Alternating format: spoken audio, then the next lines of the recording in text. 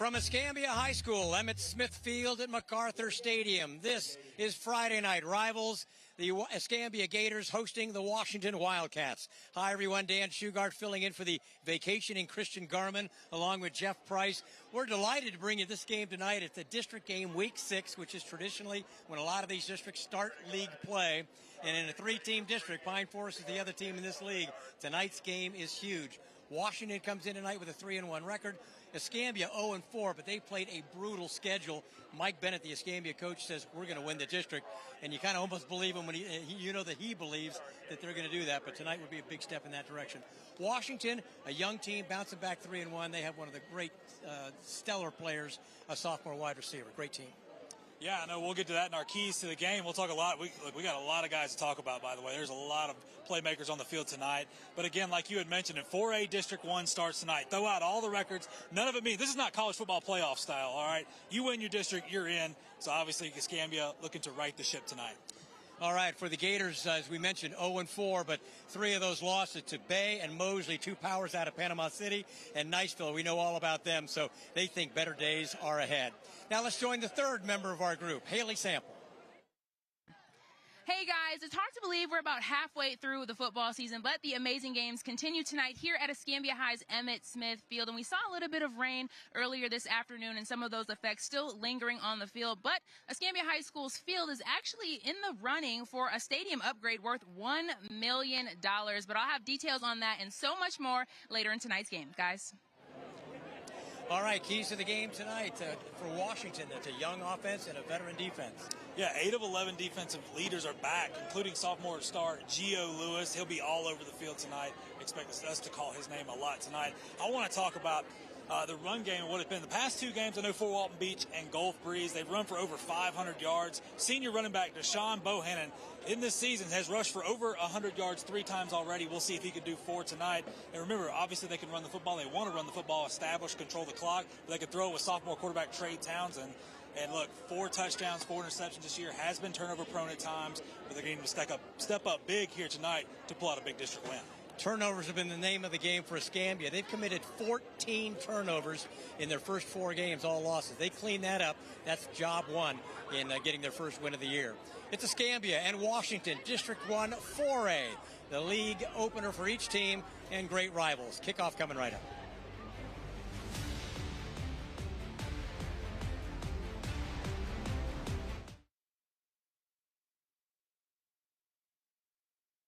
You're watching Gene's Floor Covering, Friday Night Rivals.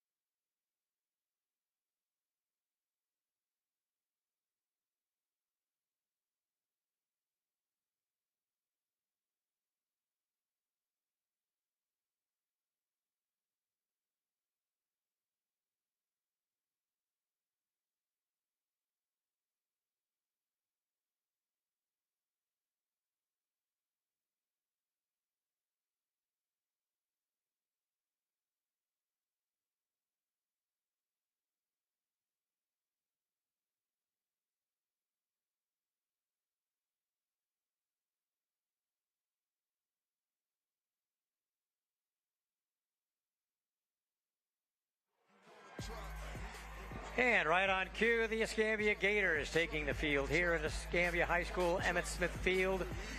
And the Gators 0-4, trying to get their first win of the year. This is uncharted water for them in the last couple of decades with all the success they've had here at Escambia.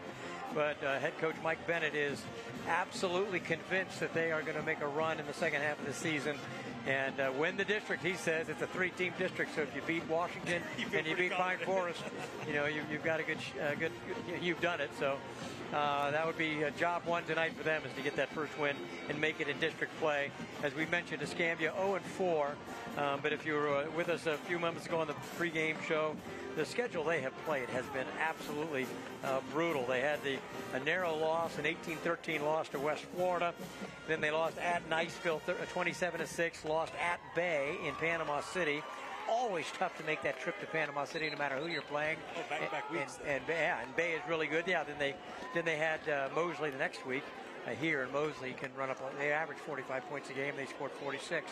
There you saw head coach Mike Bennett right there as he sends his Gators out to the field. They won the toss. They deferred the decision to the second half. So Washington will start the game with the football, moving from left to right.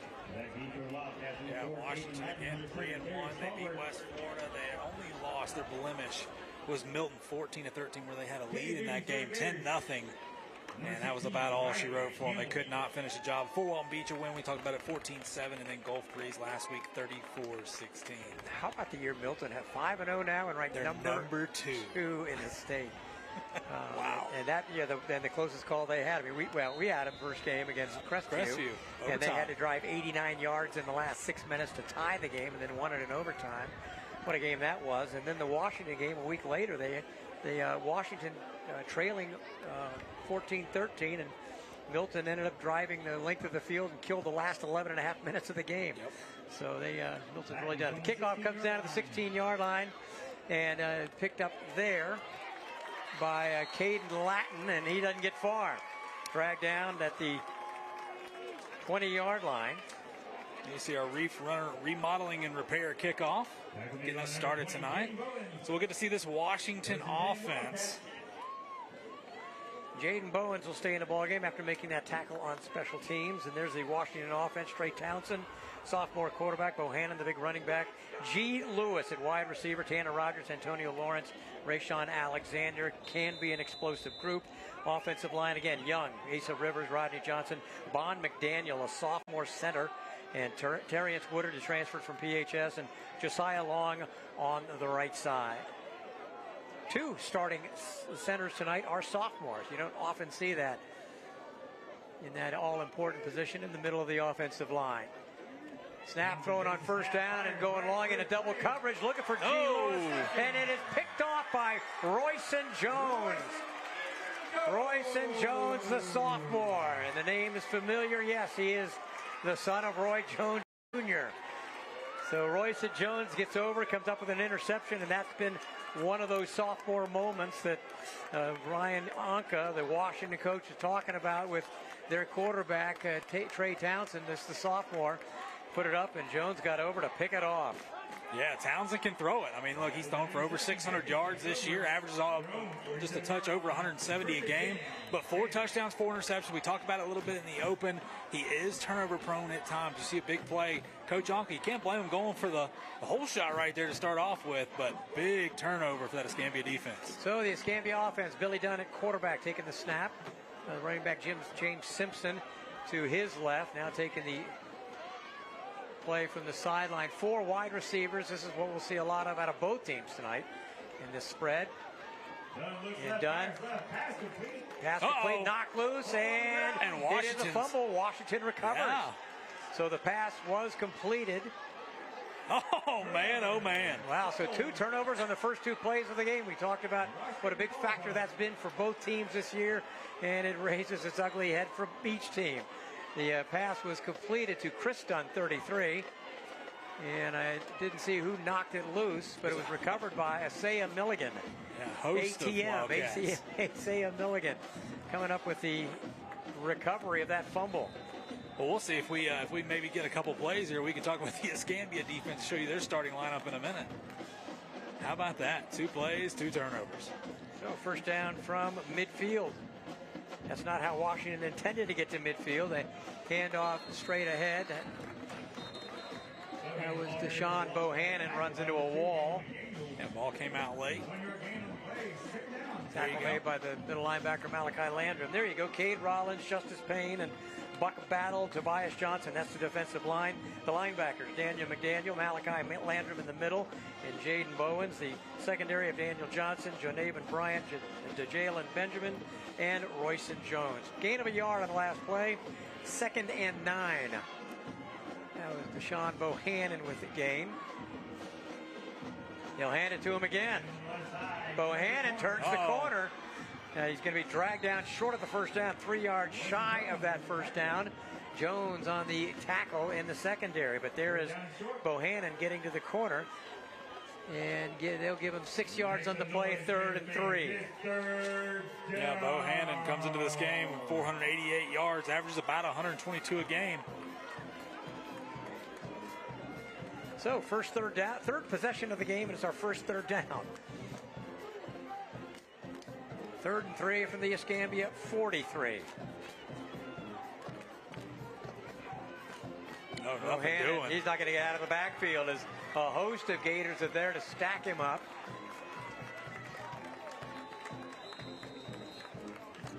Bohannon up the middle, tackled by the entire Gator offensive line. 4th down.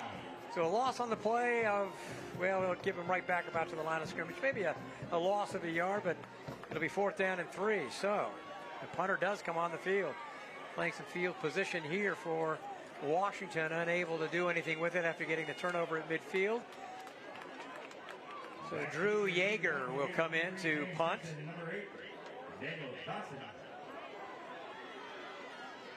Back to return the punt, James Simpson, number 3, and Daniel Johnson, number 8, straddling that hash mark on the far side of the field. Yeager will angle it the other way. Wobbly kick lands at the 20. Not a bad roll. And inside the 15, it'll be down there. So not a bad punt. 30 yards inside the 20.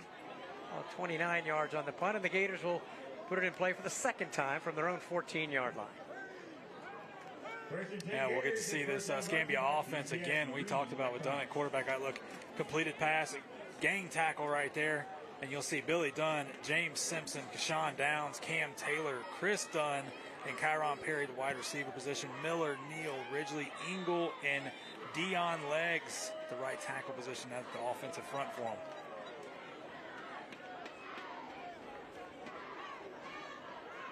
So they completed the short pass but turned it over. They ran one play in their first possession. And again, a short pass. That one's knocked loose.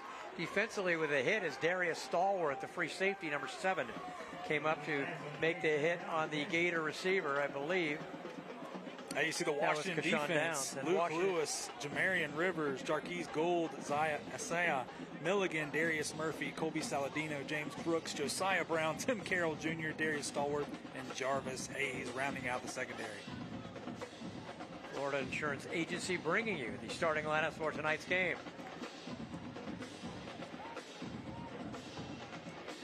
Second down and 10.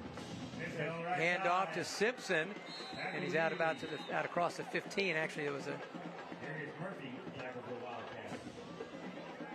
penalty had backed it up while we were away. That snap from the 13-yard line. Simpson is wrapped up and dropped. A big hit there at the very end of that play, laid by Darius Murphy, number 9. 3rd and 8. Flag on the play. It might be an illegal substitution. It is against Escambia, as they broke the huddle with 12, I do believe. So they'll back up another 5. And again, the mistakes that have plagued the Gators in the early part of the season. On the offense. 5-yard penalty remains 3rd down.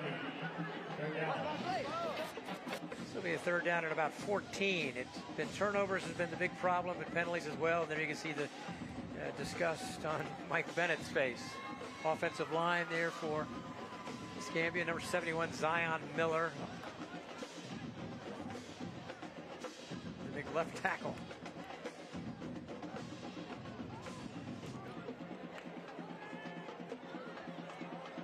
Back to throw. Now tucking it is done. He's got room to run. He's in the secondary, gets a downfield block by Kashawn Downs, gets out of bounds, but he scrambles for the first down. As he's dragged down at the 33-yard line. A pickup on the play of 21 yards. How about that? Everything breaks down. Dunn takes off. Great blocking downfield as well once Dunn took off with the football. Watch it right here. Look, they give him all day to throw, but finally gets an open space right there. Big first down. So Billy Dunn, who is rushed, that's the 7th rushing attempt this year for him. The average is about 6 yards. That's his longest run of the year. You can tell as long as he stayed in that pocket. He doesn't want to. He wants to throw it. Hand off to Simpson again, and he gets away from a tackler in the backfield and gets 4 yards out across the 35 to about the 38. Nice gain on first down.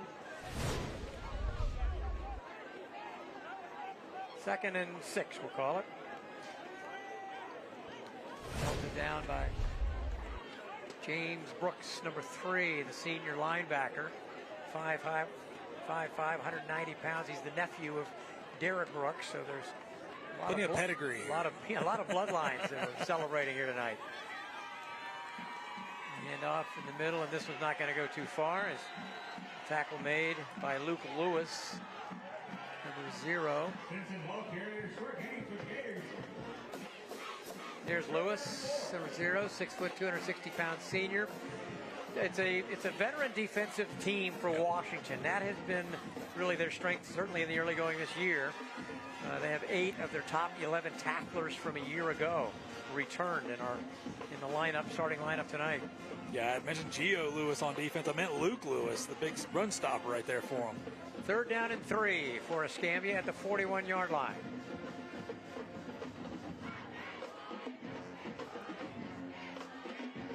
Low snap delivered for the first down and then retreating, but I think he still had the first down. That was Dunn, Chris Dunn, who caught the short hook pattern, and he's out to the 45 for the first down. Dunn on Dunn matchup right there. Love it. Almost gave up the first down, retreating right there, trying to get that extra yard.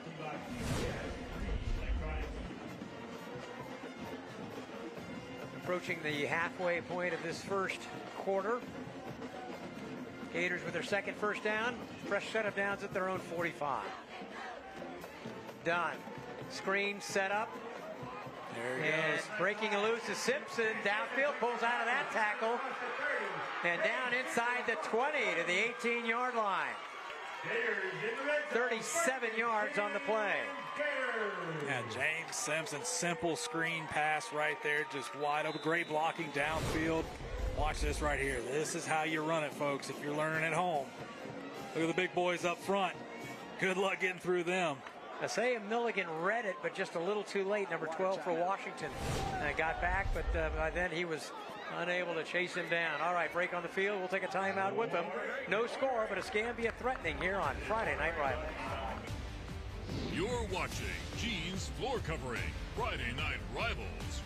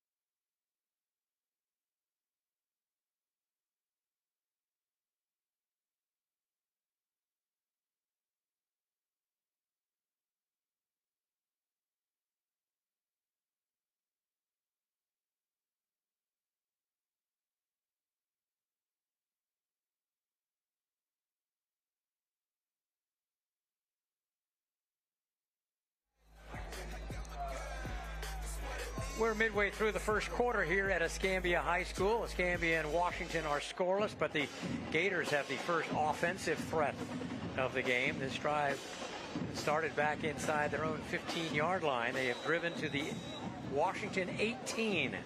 They have a 1st and 10. You're looking at their quarterback, Billy Dunn, who had an impressive 21-yard tuck and run, scrambling out of passing. And there that's a designed run for the quarterback, and doesn't go far. He loses the helmet as he is dragged down on the play. James Wesley made the stop. Dunn wanted to come out for a play. Well, unless they call a timeout, which, well, we'll see. They may. Bennett might be arguing his helmet was ripped off. Well, that's, yeah, if it does, of course, if you lose the helmet in a... Yep, we'll see. Looks like Daniel McDaniel coming in. Checking in. See if he's going to play a little QB here. Might be Kyron Perry, number 19 right there. Looks like he's going to fill in for Dunn. Yep. Perry, 6-foot junior. He's a wide receiver by trade, so could be. And he handled a wide snap. I'm going to say it might be just a quarterback run. You don't risk handling the ball back there with a guy who hadn't handled it. And Washington snuffed that one out pretty well. He gets a couple of yards on the play. Yeah, they've got some snap issues going on. Every snap is far to the left there. Yep. Throwing off timing a little bit. So the line, they mark it at the 16-yard line, so it's going to be a 3rd down and 8 from the 16. Another 3rd down play for Escambia.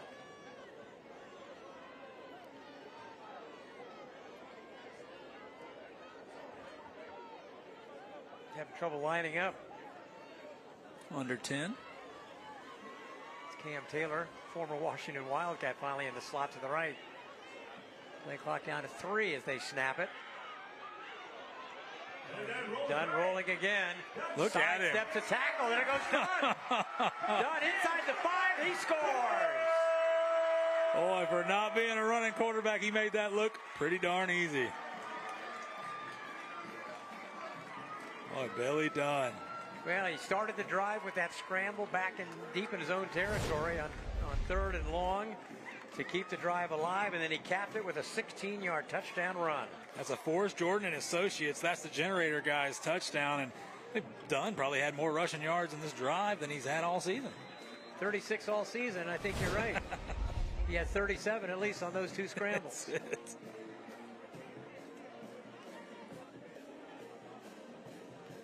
So on to attempt the extra point for Escambia, Riley Campbell. 2 for 3 on PATs this year. Couple of linemen late getting off the bench. You know, they will. Boy, they burn a timeout on an extra point. So Dunn, 16-yard touchdown. That was an 11-play drive covering 86 yards. Escambia. And took 5 minutes and 16 seconds. Derek Diamond right on top of things, as he always is with the numbers.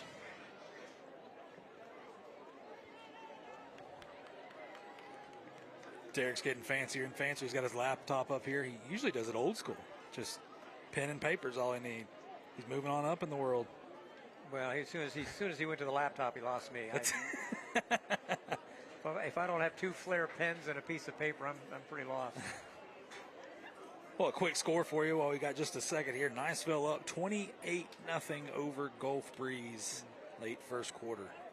After the demoralizing loss last week, Choctaw putting it to Niceville. Niceville taking out a little frustration on Gulf Breeze. Gulf Breeze struggling a bit this year as well. All right, extra point, Riley Campbell knocks it through. So Escambia leads at 7-0, 4:02 to play first quarter here on Friday Night Rivals. You're watching Gene's Floor Covering Friday Night Rivals.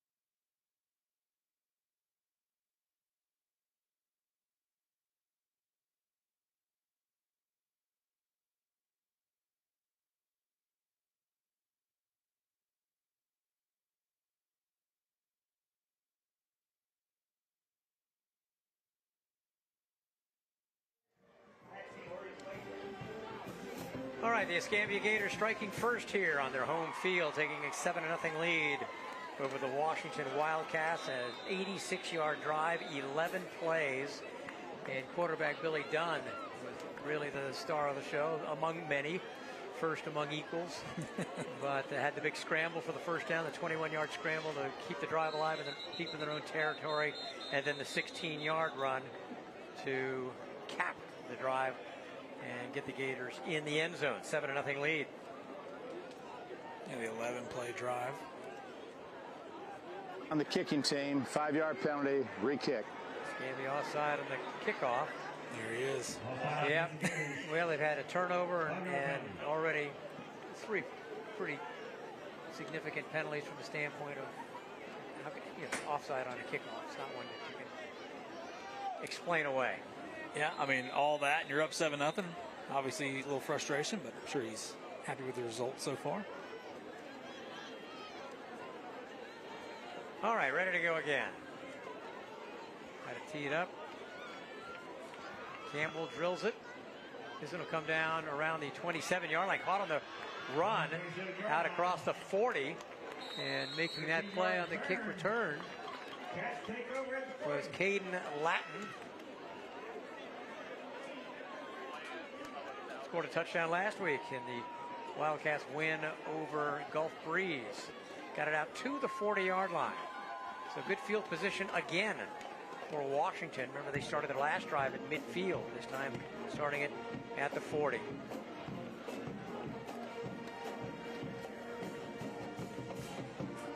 So third possession of this game for the Wildcats. They have gotten, well, they turned it over on the first play of the game on a long pass, and then after taking over, getting the ball right back on a turnover, they were unable to move the ball from midfield. So they're still looking for their first down.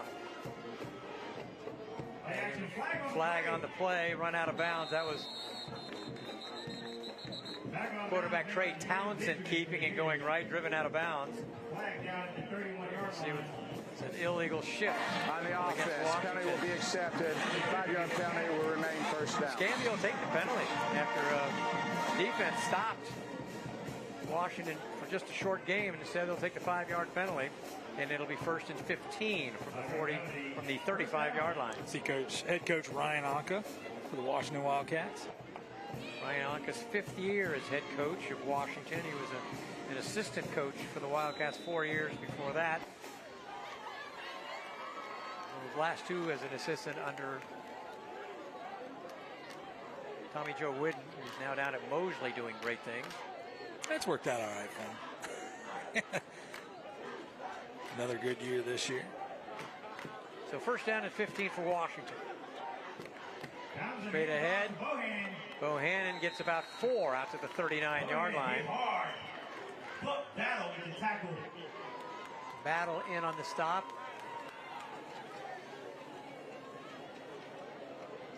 Battle number 10. Buck Battle, 3rd on the team in tackles. Second down, 11. 2nd and 11 after a 4-yard gain. Townsend drops back. Townsend puts it up. Double coverage. Underthrown. Batted away. Flag is thrown. And that may be on Escambia. Royston Jones was there to bat it away. And check that. That's looks like Janaven Bryant. Yeah, Janaven Bryant. I thought it was a 0. It was a 6. Bryant. Broken up by number 0, Royston Jones. Flag on the play. So Bryant deflects it, but the flag. You got pass interference on the defense. 15-yard penalty. Enough for first down. So the Wildcats get their first down by way of the penalty. They step off the 15. You know, the ball was underthrown right here. You see him undercut it, turn around. He never turns his head. It's tough. No, it was Jones who batted it away, and it was Bryant that the penalty was Bryant on. who committed the penalty, yeah. So the penalty moves it, 15-yard penalty, moves it to the Escambia 44-yard line.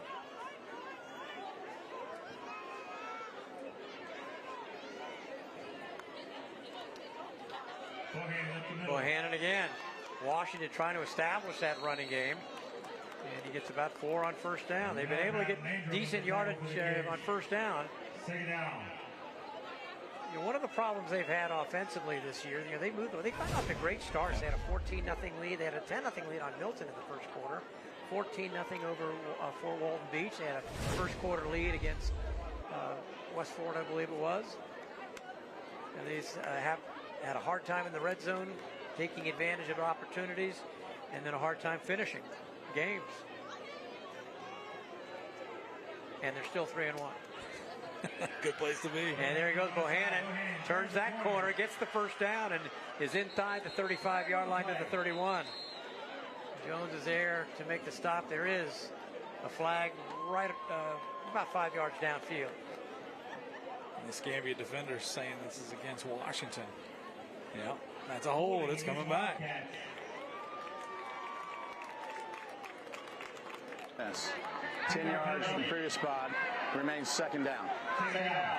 Both offensive lines in both these teams are very, very young. Escambia starts 3 sophomores on their offensive line, and there's not a senior anywhere to be found on the starting offensive line for Washington. They have a couple of senior guards who were injured. They're not seriously injured, but they're out this week. A couple of them, Casey Marvin and Elijah Sturdivant, they're not available tonight. And they're the 2 seniors they have. Otherwise, they've got 2 sophomores and 3 juniors on the starting offensive line for Washington tonight. They typically say when you've got that young talent out there, well, the future's bright. Well, when you're 3-1, nobody really cares about the future. They care about winning now. So these guys got to grow up a little bit.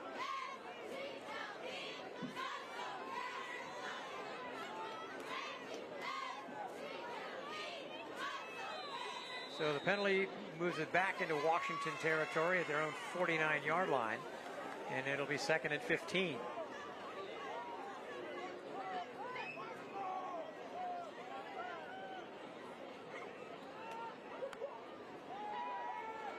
Townsend drops back, steps up. Townsend going deep, goes to the middle of the field, and that was batted away defensively. Charles Lyons. Lyons bats it away. Jones, I think, might have had another pick. And Lyons tipped it away. He also almost tipped it to Tanner Rogers, the receiver right there, number 8. Watch, he tips it up right there. Watch. Oh, and, oh, man. Swat that thing down and grab it and bring it down with you, young fella. The Lions gets the pass defended, and it'll be a 3rd down now and 15 for Washington. It's 3rd down. Coach Ryan Anka running down there. They're going to call a timeout. Timeout, Washington.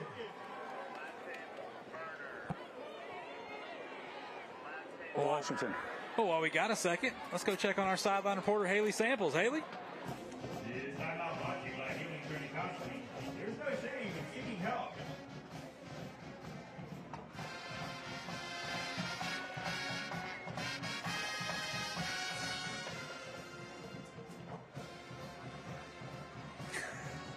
We're going to bring it right back up to here. A little technical issue on the sidelines. I say we go back to it. Yeah, let's give it a shot. Haley, back to you. Testing. Haley, can you hear us? Yeah. Haley gives us one. Haley gives us one crack at it. That's it. Yeah. That's it. That's okay. We'll talk to her a little bit later on.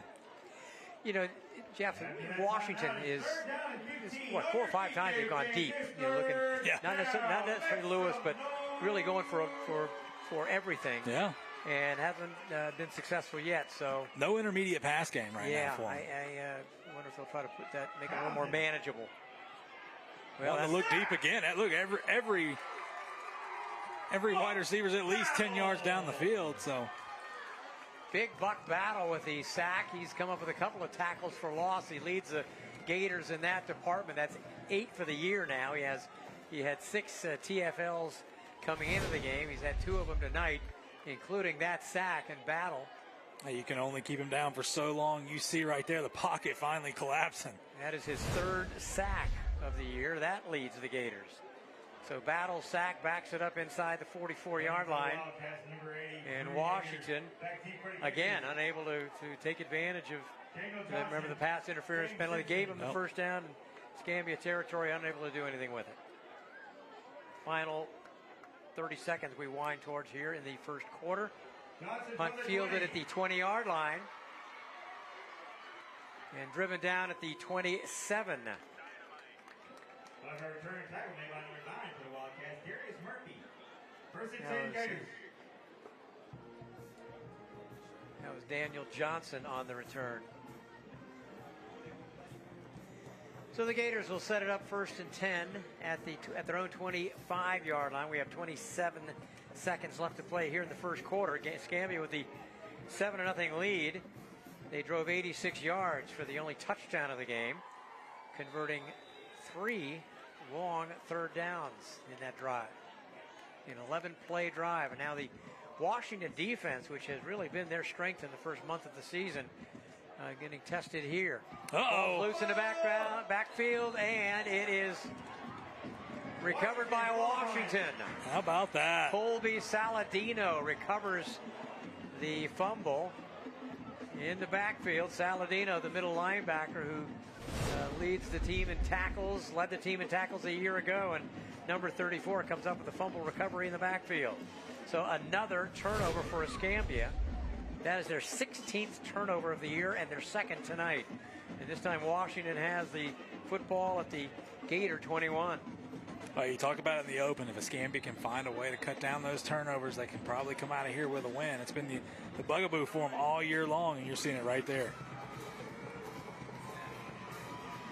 Washington, though, has not really been able to sustain any kind of offense here in the early going, but here's their best chance yet.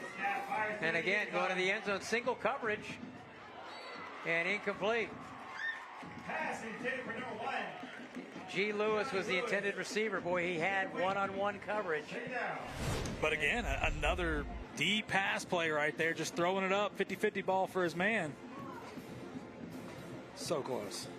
Great play by Jalen Benjamin to break it up. Second down and 10. Well, you know, we talked about how maybe they're throwing the ball deep too often. You've got one-on-one with G. Lewis. G. Lewis, yeah. Yeah, you'll take that. You'll take that one every time. Nice defensive play by Benjamin to break that one up. 10 seconds to go now in the quarter.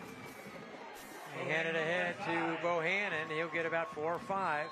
He's pretty reliable for 4 or 5 yards every pop, it seems. That'll be the final play of the first quarter. So we've gotten our first 12 minutes in the books. Escambia leads it 7-0 here on Friday Night Rivals. You're watching Gene's Floor Covering Friday Night Rivals.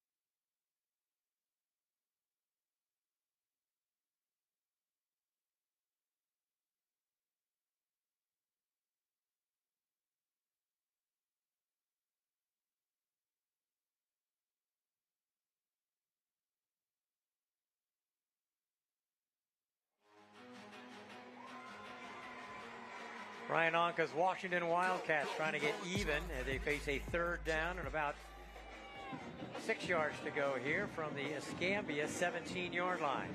The ever-famous Synovus red zone. Bohannon takes the hit, gets to the corner, tries to get to the corner, pulls away and gets down to about the 10-yard line. He dragged the tackler with him, hanging on for dear life. Dear life was Daniel McDaniel, but Bohannon able to move the chains as he got to the 10-yard line. So it'll be a first, and there you go. There's McDaniel. Yeah, McDaniel's is all got him at the 18. He did all he could. But Bohannon drags him to the 10-yard line. So first down and goal. It's our Hampton Imports first down.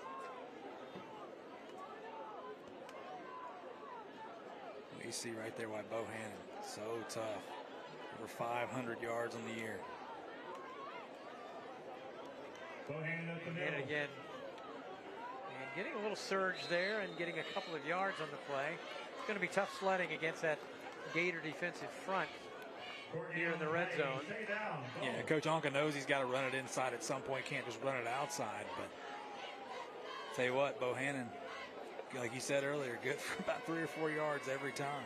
Malachi Landrum, 22, the middle linebacker, was the last Gator up off the pile in the middle of that.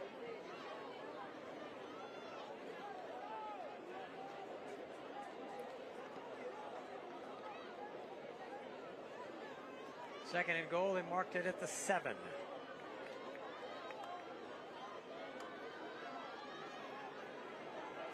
Yeah, one-on-one. You see Lewis is all alone. There they go.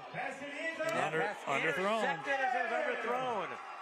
So they've gone to Lewis twice, and the Jalen Benjamin, who broke up the pass a few moments ago at the end of the first quarter, comes up with the interception of an underthrown pass there. Townsend saw the one-on-one, and Benjamin was up to the task again. This has been the case just about every time. Underthrown footballs, you got to go give your guy a chance right there. So an interception in the end zone stops that threat, and Escambia still with a 7-0 lead will put it in play at their 20.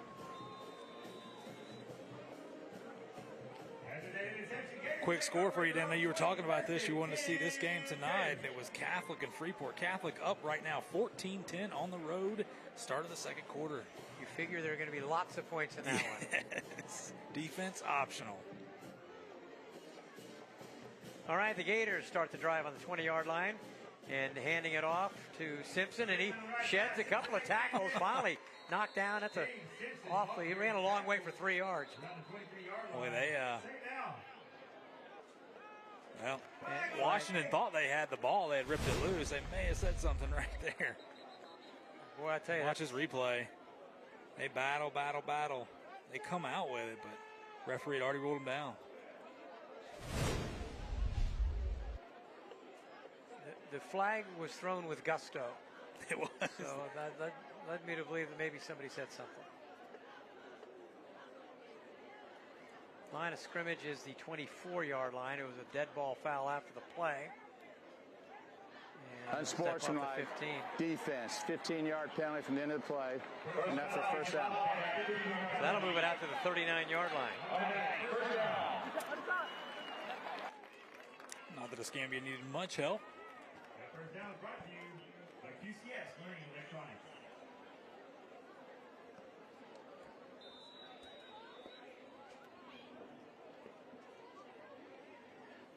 So Escambia first and 10 on the 39, one receiver to the right, 2 to the left, and straight ahead. The handoff to Simpson. He gets out across the 40 to the 42. 2-yard gain.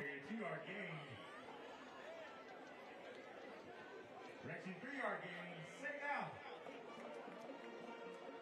3-yard pickup, second down and 7 as Simpson brought down on the play by Isaiah Milligan, number 12.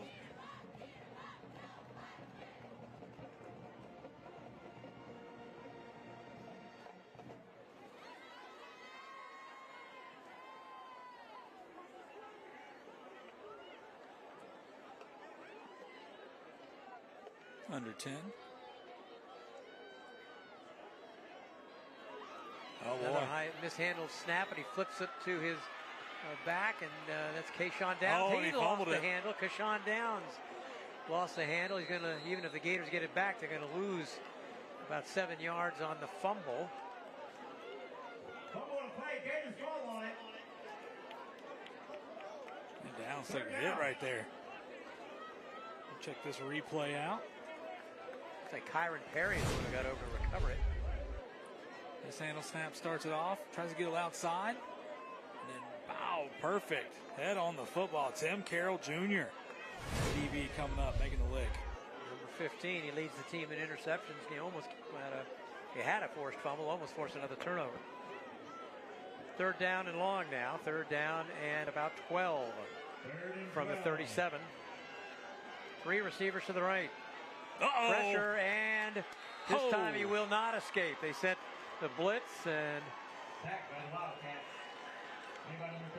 31, Walt Baker was there. 33, Leroy Murphy as well.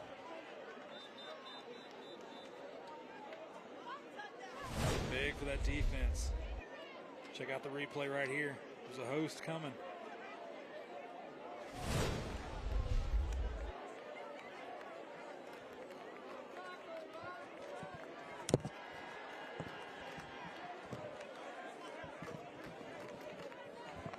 So a loss on the play of 6 back to the 31, and that means we will see the Gators punter Clayton Sanders. He's one of the great stellar student athletes in high school football. He's currently ranked number 1 in the class academically. We have illegal participation on the defense. 12 participated in the play. 15-yard penalty for the previous spot, and that for first down. Wow. Oh, boy. Man. Talk about a dagger right there. Well, Murphy's in the ball game, 33. He's not on my 2 deep. Oh, he certainly plays. So there have been some players in and out. Ryan Onka getting the explanation of who exactly was out there, I guess. Who didn't need to be, but it gives the Gators a first down at the Wildcats' 48-yard line. So Washington gets the stop, and they don't have anything to show for it. They still have to come back out there and face that Gator offense, which has already marched 86 yards for 1 touchdown. And now they've covered 32 yards to set up a fresh set of downs at the 48. Oh, man. Done. And he's slung down. That's Leroy Murphy again. He was the one who was denied a moment ago on the sack. Coming up with a big defensive play. Boy, Dunn's probably happy that he got spun around the way he did, because watch number 7, Darius Stallworth, come flying in here for the big hit. And woo! My goodness. Crisis averted. Loss on the play of a yard, so Murphy gets the sack.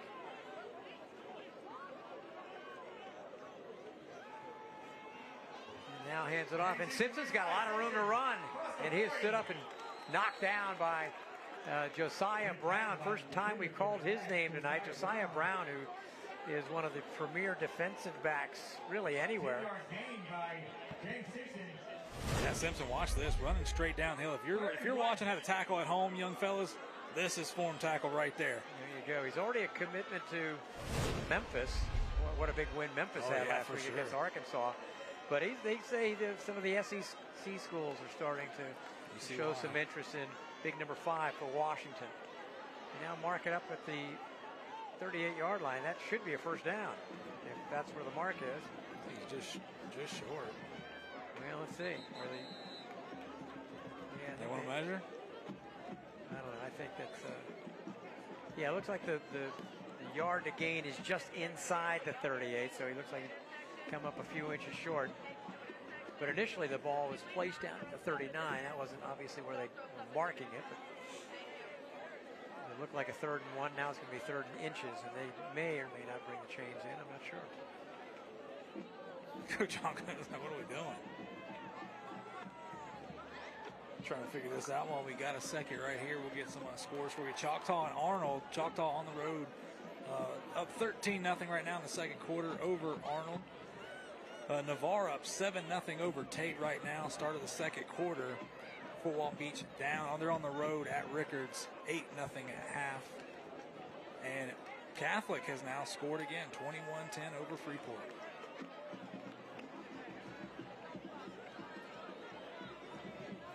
Yeah, they replace the ball. They give them the first down. So the ball is sitting. Correction, 11-yard gain for James Simpson. He moves the chain. First down. Just inside the 38. I think what Ryan Anka was wondering is if the ball was sitting with just the nose of the football just barely touching the 38 and the sticks were inside the 38. How does that work out? I think it's, how does that happen? That's a fair question. I think it's a legit question. Yeah. Anyways, first down for Escambia at the 38-yard line.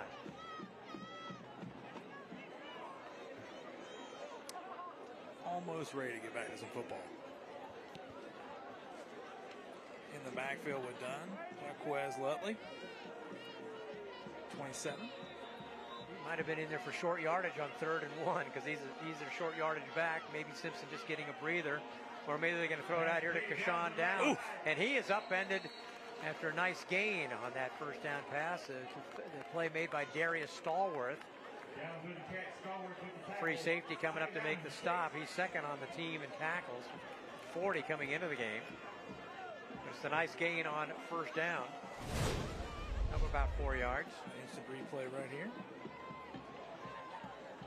Nothing comes tough on this Washington defense.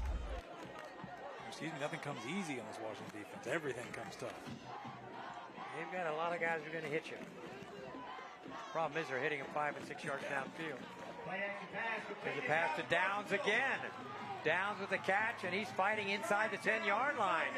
Washington defensive backs grabbing for the ball. It was in on the play was Darius Stallworth to make the stop, and Kashawn Downs with another catch. And inside the Synovus red zone for the Gators. Downs had 20 catches coming into the game tonight. By far and away the leading receiver in the Gators roster. Chris Dunn was second with 9. So Kashawn Downs having a big night tonight. He's had a lot of those. Dunn inside the 10 at the 9. Dunn in this offense kind of feels like they got a little momentum. They got swag going right now. Simpson, right side. Simpson wrapped up and finally dragged down. Nice effort there, and a nice stop made by Walt Baker, the linebacker number 31. Another one of those sophomores defensively. Second and goal.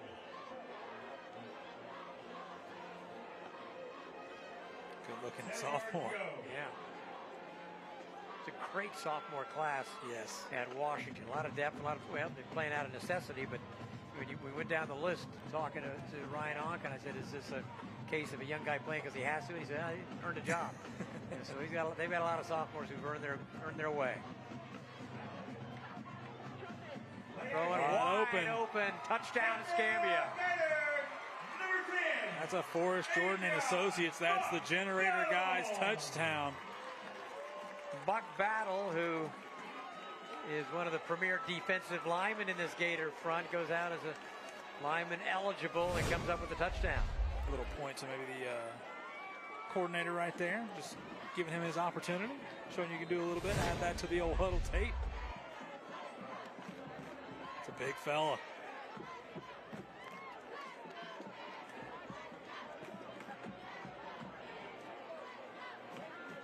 Going for 2. Look at this. Wide open. Getting it easily. No one was there. All right, so the Gators get the 2-point conversion. Clayton Sanders scoring. And Escambia has opened up a 15-0 lead here on Washington midway through the second quarter.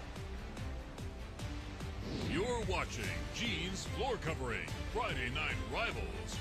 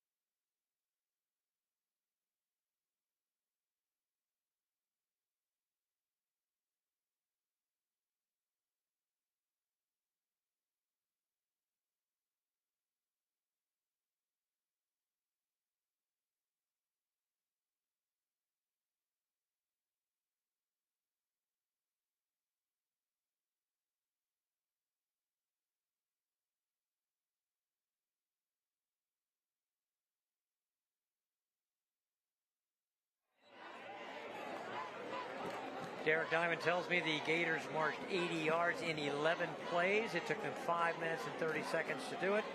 The 2-point conversion. Clayton Sanders, the punter. Yeah, how about that? Everybody getting involved. Yep. 15-0 Escambia. Normally Washington has been a very fast starting team. They're going to have to find another Got to reverse formula. that trend here. Had some rain earlier in the area. It turned out to be a beautiful evening here tonight. I tell you, I was impressed with how well this field drained. I'll say it too loud. Remember, they're in the running for that $1 million stadium upgrade. So I'll put a dome on it at that point. I have been here nights when we're in the MacArthur Stadium. It used to be MacArthur Bowl, people called it. I don't know if they still do it on, but it is in a bowl. The kickoff comes down and fielded at the 10-yard line, and there he goes. Latin breaks it up the sideline, 40, 50-yard line, steps out of bounds to Ware. They'll mark him down at the 40-yard line. Yeah. So about a 30-yard return by Caden Latin. Scored a touchdown last week against Gulf Breeze and comes up with a big kick return there. So Washington really needs to get something going offensively, and getting great field position is a start with 4:40 to play here in the second quarter. They've threatened a couple of times, thrown an interception in the end zone. Ryan Anka trying just to sustain something offensively. They've run the ball fairly well. Yeah. Pass game has not been there for them so far. Latin split out to the left, one-on-one. Townsend chased out of the... That's Caden Osborne at quarterback for the Wildcats. It is Osborne, isn't it? Yes, it is. Caden Osborne, a transfer from Catholic, actually started his high school career at West Florida Tech as a freshman, played for Catholic last year, transferred to Washington this year, junior. He was 8 for 10 in the limited action he's had so far this year. 8 for 10 throwing the ball for 81 yards. That's all they need right now. They need just a completed pass, get this pass game going.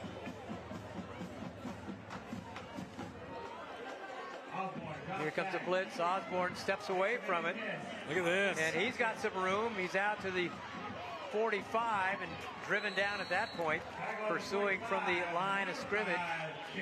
Cade Rollins, a transfer from Gulf Breeze, is the one who knocked him down.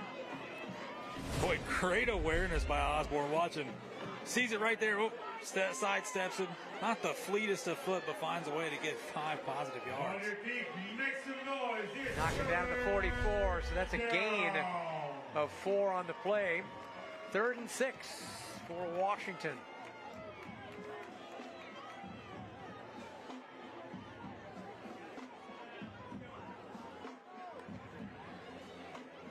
Everyone out on the pattern. Osborne, he's looking long, and again, double coverage, intercepted. All safety's doing is just eyeing the quarterback right there. Baits him, and turnover, Royson Jones. Second interception on the night for Royson Jones. His 3rd of the year. What? Roy Jones Jr., Pensacola in the house. Well, Escambia in the house here tonight. Exactly. But it's, I mean, he's there just playing center field, just waiting. And if you're going to hang it up long, it better be out towards the sideline. Really, only one man can get it, but Jones is going to get there. He's extremely quick, 5'11", 180-pound sophomore, and he comes up with a second interception.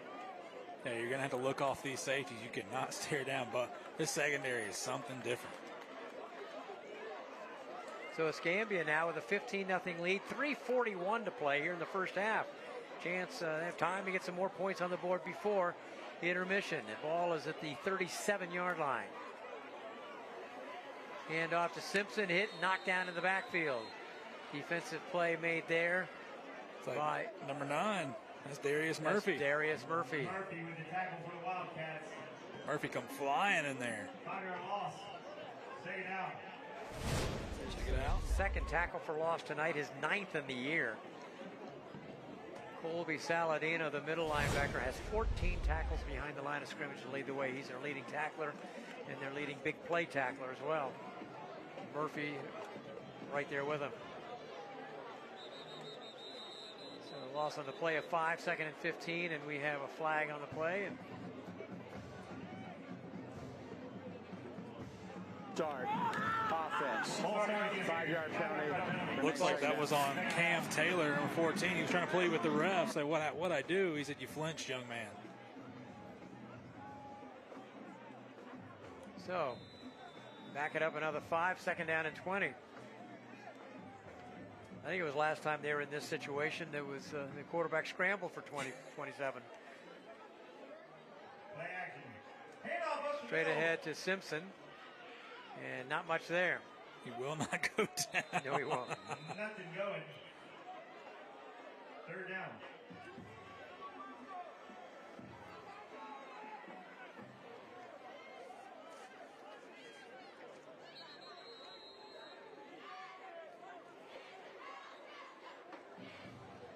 Looked like Leroy Murphy was in on that stop as well. Timeout on the field. We'll take a timeout with him. 2.5 minutes to go in the first half. And it is Escambia 15, Washington nothing here on Friday Night Rivals. You're watching Gene's Floor Covering, Friday Night Rivals.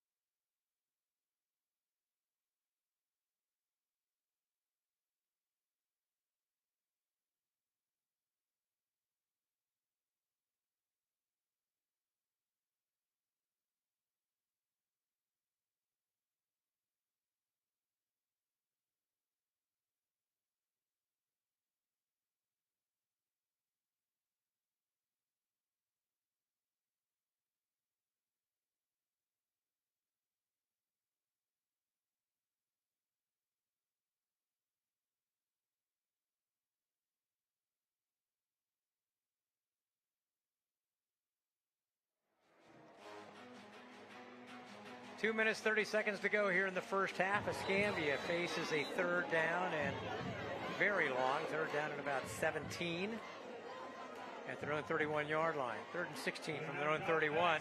Screen. Uh-oh. And Washington not only sniffs that one out, this time they make the tackle.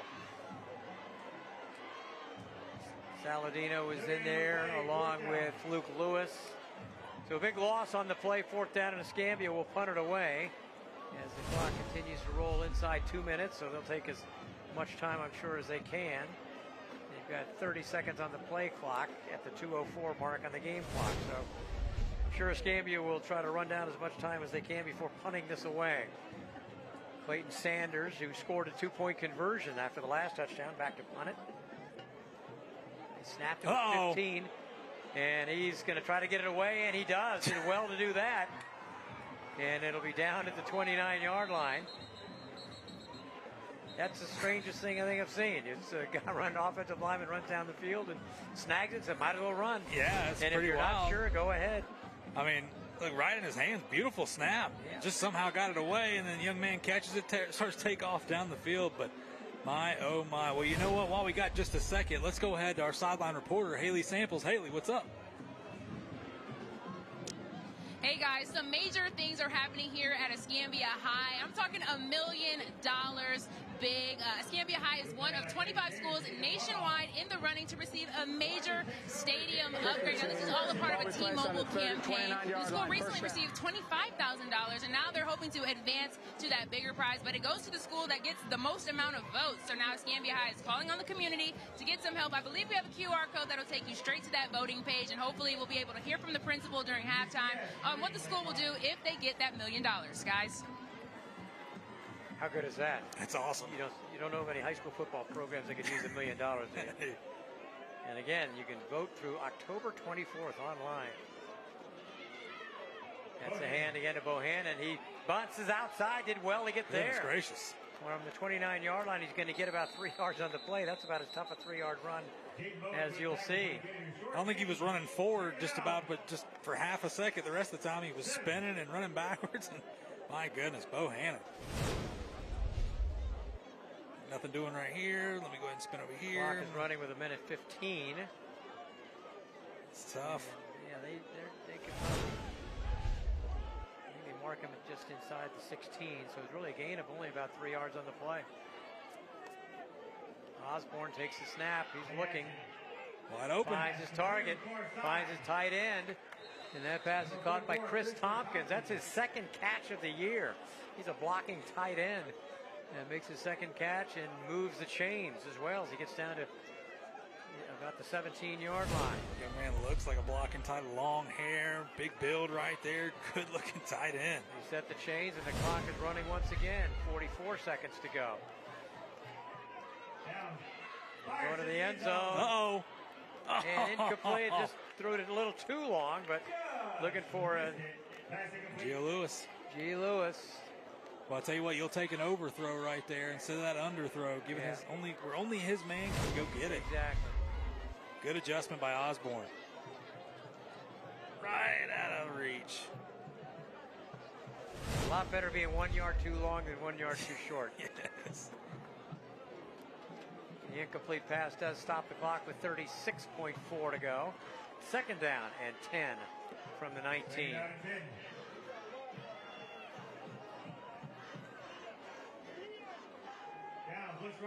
That ball deflected at the line and incomplete, almost intercepted as well. Yeah, beautiful play right there. I believe that was number 20 for Jaden Escambia. Bowens. Yeah, Jaden Bowens is the one who almost came up with it, but it was deflected at the line as well. I didn't see who got a hold of that. No, it wasn't. No. I thought it was deflected. No. It wasn't. Bowens just stepped in and made the play. Trying to go back to Chris Tompkins. We got an injured Wildcat. It's Josiah Long, the right tackle, number 72. He was a little shaken up earlier. A couple scores while we got a second for you. Niceville up 49-6 at half against Gulf Breeze. Ouch. Baker, speaking of the Gators, the Baker Gators up 30-0 over Houston County right now, right before half. Pensacola Catholic 28, Freeport 10 right now, right before half. Jay and Flomaton tied at 7. Derek Diamond's Royals battling at home against the Hurricanes. Big rivalry right there. Bluntstown up big on W.S. Neal 26-0. And Rickards over Fort Walton Beach 8-0 at half.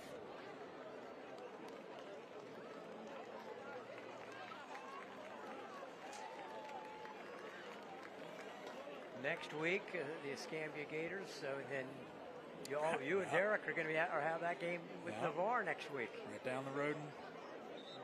And then Escambia comes home on the 10th of October against PHS. Great rivalry there. Travel to Crestview, then to Pine Forest.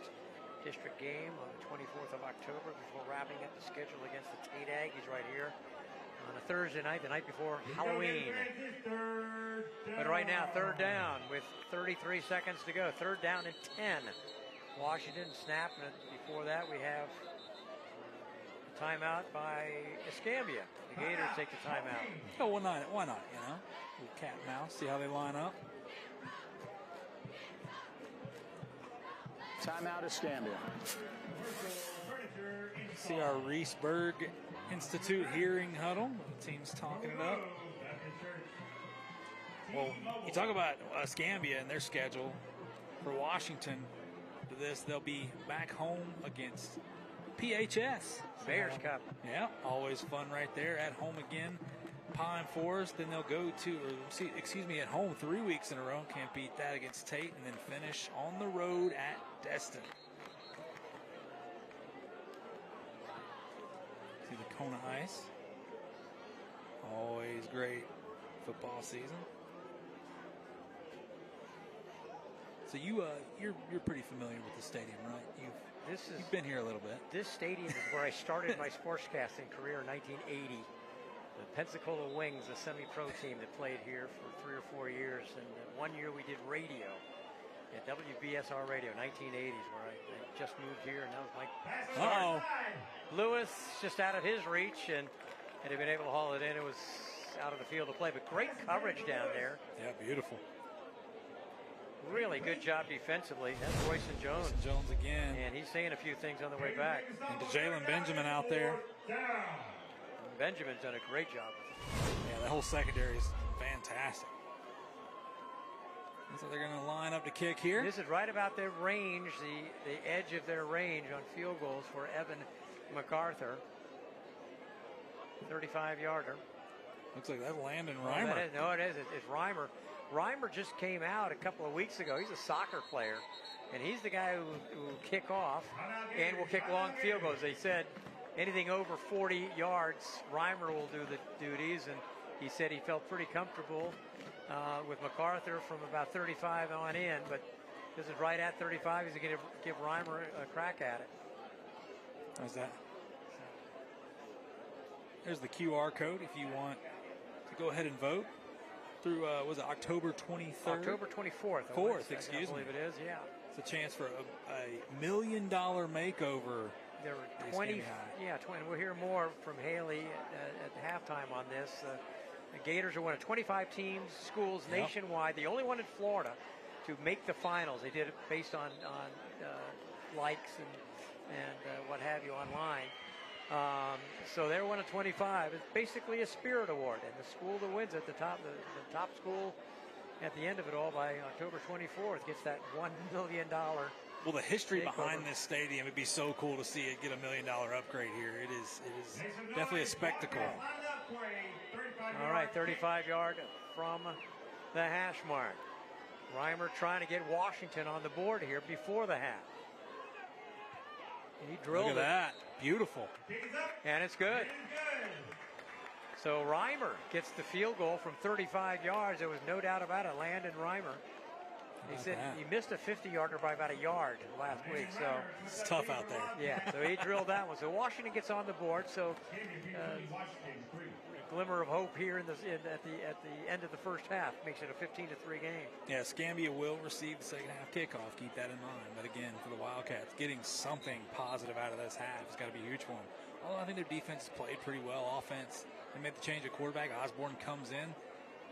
Still, the passing game's not really getting going yet. We'll see the adjustments they'll make at halftime, but at least running the footballs look pretty well for the Wildcats. Well, it's been a banner night for the Gator secondary, really. Yes. Obviously, Royce and Jones has the two high-profile interceptions, but the plays that Jalen Benjamin has made in coverage, isolated out there on G. Lewis and Gianni Lewis, and he's been terrific. So those guys have been outstanding tonight. 23 seconds, and Reimer puts the foot to it, and that'll clear everybody into the end zone for the touchback. That's another weapon. Yeah, Reef Runner remodeling and repair kickoff will go out of the back of the end zone. Can't imagine we do too much here with 23 seconds. Probably take this to half, especially since Escambia gets to receive it. Escambia with a 15-3 lead. Of course, they've broken off some big plays. It looked like they could really go. You could break all the way, and but I'm not too sure they're going to get too frisky with it right here in the final 23 and a half seconds of this half. It's been a good, solid first half for Mike Bennett in his 9th year as a head coach here at Escambia. 70-26. That's pretty darn good. Yeah. Of course, he had that team that reached the state championship game back in 2019. 14-0 going into that championship game. They ran into Miami Central, who was going to beat a lot of small colleges that year. Yeah, I was going to say everybody's 5-star and everything, and they're 4 deep. Yeah, tough. Yeah. That's take the snap. That's the victory formation from shotgun variation, and that'll be it. So the two teams leave the sideline, head to the locker rooms at halftime, and Escambia solid first half for the Escambia Gators as they take a 15-3 lead into the locker room at the half. Yeah, we're going to try to see if we can get a hold of Coach Bennett and get his thoughts on this first half. Always a fun interview. Yeah, Haley is great. We see her down there standing by, and Bennett's walking on down for us. Yep. Well, and I know Mike wouldn't mind me saying this. Mike will find the camera. Oh yeah. Oh yeah. Oh man. Yeah, he's making his way in. But that was really solid. He has to be. You know what? They've still turned it over. I mean, they've had a couple of turnovers and way too many penalties. So I'm sure he's not going to be happy with how cleanly they're playing. But to be able to get away with it with a 15-3 lead, he wants to clean it up. And there he is, Mike standing there with Haley Sample now. So let's go down to Haley Sample and Escambia coach Mike All right, guys, Bennett. I'm here with Escambia head coach Mike Bennett. Now, Coach, you all are going into the half up 15-3. What's been working so far for your squad tonight? Well, we played really well on defense, and that's what we said we had to do. We had to come out and dominate on defense. And, offense, doggone, we still turn it over too many times. I think that's number 16 for the year. And, we just got to hold the football. We just got to hold the football and got to run the football a little bit better. So what will that conversation look like in the locker room to keep this momentum going? Well, look, this first time all year we've been ahead at the half. All right, we're not used to this, and but we just got to keep playing. Like I tell them all the time, it's team, not about me. And as long as they believe that, then we're gonna be okay. All right, Coach Bennett, thank you so much. Best of luck. Thank you, guys. Back to you. Well, we kind of figured that's what he might say. There Just interviewed us. Hang on to the ball. There you go. All right, Mike Bennett, Escambia coach, going to the locker room with a 12-point lead. First lead at the half all year for the Gators as they seek their first win of the year here in a district game with Washington. Halftime here at Escambia, the Gators with a 15-3 lead over the Wildcats. You're watching Gene's Floor Covering, Friday Night Rivals.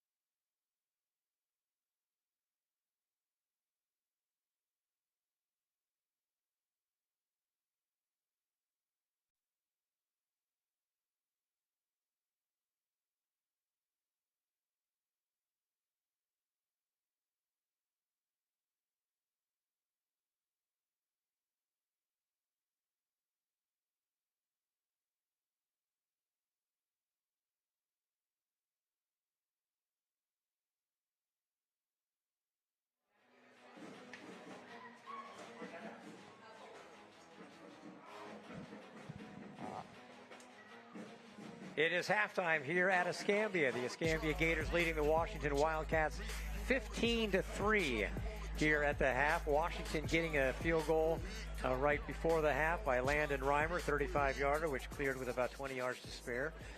So Washington got something back and maybe get back in it, but a 12-point lead for Escambia here at the half. The Washington Wildcat Band is on the field performing now, but one of the features here at halftime, we like to spotlight the fine student athletes who participate in North. All right, let's go down to the sideline before we get to that. How about that? Let's go down to Haley Sample. All right, guys, I'm here with Escambia High's principal, Dr. Dana Body. Thank you so much for joining us. How are you feeling tonight? Excited. The scoreboard's looking great. We've got a lot of people here excited about football at Escambia High School, and we can't wait to see what the team does tonight. And like you said, the scoreboard is up, and I understand you guys are also up about $25,000. You won a competition here with T-Mobile, and you're now in the running for $1 million stadium upgrade. How did this all come about? So it started with applying to T-Mobile's Friday Night Lights competition, and initially we won $1,000 right off the bat. And then we got a lot of votes on social media, and we were able to win $5,000. And we continue to rally on social media. So we're so thankful for the community that got behind us. But they did announce that we are in the top 25, which means we're one of 25 to be eligible for $1 million field upgrade with a stadium consultant that will help to design the upgrades to make sure the money's used in the best way possible, in addition to a brand new weight room provided by Gronk Fitness.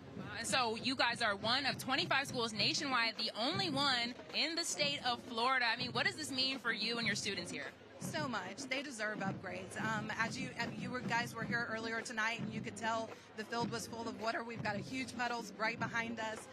So we'll be able to address some of those issues and really get the field looking the way it needs to be for everyone. Soccer uses it, ROTC, as well as football and flag football. So it's a great opportunity for us, and it's something we wouldn't be able to do without T-Mobile's support. So we're hoping that the entire state gets behind us and helps us get the votes we need to be the one to win the $1 million upgrade. And like you mentioned, so drainage, a new weight room also comes along with that prize. What else do you hope to do with that $1 million? So they're wanting to address the grass. It's a possibility. The last school who won got turf and a big old a jumbotron, as well as LED lights. So those are all upgrades that we could use. But we also have an aging gator in front of our school that is so important to the entire community. That gator's been there since, I believe, 1981, and it's starting to fall apart. And so we're hoping to address that and have a nice gator in the front as well that can continue to be so important to the kids. When they graduate, they stand in front of the gator and take pictures. Alumni come back to town and take pictures in front of the gator. So it's very important to the school community, and we're hoping to address that as a part of the field upgrade. And like you said, this is a monumental opportunity for the school. A lot of these upgrades wouldn't happen without this money that you're hoping to get, but it comes from help from the community. So what would you like to say to the community tonight to get their support in getting that $1 million? Absolutely. So the school that won last year got the whole state involved. We're hoping that the local businesses will want to join with us and help solicit votes. If we just remind everyone to vote and share every day, it's real easy to vote. You stick your email address in, say you're a human, and hit vote, and it doesn't do anything. You don't get emails afterwards. You just vote. So every day between now and October 24th, if you have a business that wants to put a sign in your store, we would be happy to email one or even deliver one. If you've got an event that you have that you'd like to promote it, again, we want the community support and really are thankful for everything they've done so far. So reach out to us. We'll be reaching out to you guys, and just let's work together to get those votes. Remember to vote every day. So this is an amazing opportunity. I'm wishing you all the best, and I believe we also do have a QR code available for you all to go ahead and scan. Should be on your screen sometime soon. And please, like Principal Body said here, sign up and make sure you cast your vote every single day. Absolutely. Thank you so much. Thank you so much for joining us, guys. All right. Thank you, Haley. Thank you, Principal Body, and best of luck to the Gators. You've got, what, about 3 weeks, 4 weeks or so over till October 24th to vote. And, man, how nice would that be? You can do a lot of good with $1 million facilities around the campus. But our two scholar athletes tonight, one from Escambia High is the punter. Clayton Sanders has also scored tonight on a 2-point conversion, has a 4.75 GPA, plays football and baseball, and as Beta Club president, he's also, that GPA ranks him number 1 in the class, as you might imagine. He is the scholar athlete from Escambia, and from Washington High tonight, Casey Marvin, who's out with an injury tonight, offensive lineman, normally starting guard. He's got a 4.73 weighted GPA. Football, also takes part in weightlifting, as a lot of football players do, as a member of the Leadership Council and the orchestra. Those are our two scholar athletes of this week. We got a chance to hear from both of them. After school, I'm trying to go to, I'm not sure which college, but I want to go be a mechanical engineer. I plan to go to university to pursue my engineering degree in aeronautical engineering, and hopefully I can go do that. Hi, I'm Gary Winkler with Reef Runner Remodeling and Repair. At Reef Runner Remodeling and Repair, we understand the value of education and teamwork that is gained through high school sports. That's why we are a proud supporter of student athletes everywhere. Thank you, Reef Runner Remodeling and Repair, for giving me the opportunity to be to compete for the Scholar Athlete of the Year.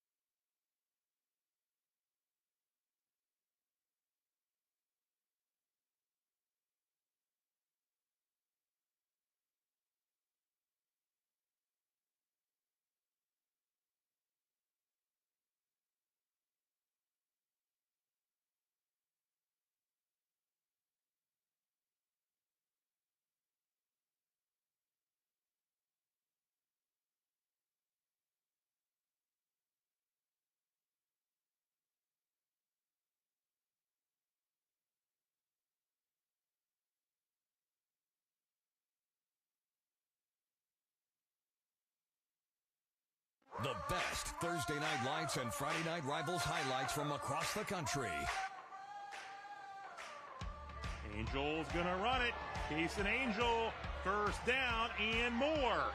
Case and Angel, midfield, still on his feet. There he goes. He's off to the races, and no one's gonna catch him. Touchdown. He doesn't see Holloway coming right there. Oh, yeah. Yikes. Lands on his head. Fourth down, they're going to keep the offense on the field, going to the end zone. This ball's up for grabs. Jump ball, and it's caught. Oh, my goodness. Yes, it is.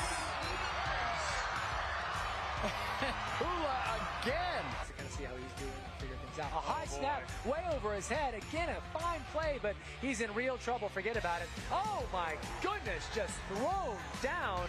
And how about this? It's going to be chalk-all ball inside the Synovus red zone. Plenty of time towards the end zone. And it is caught. Caught it is.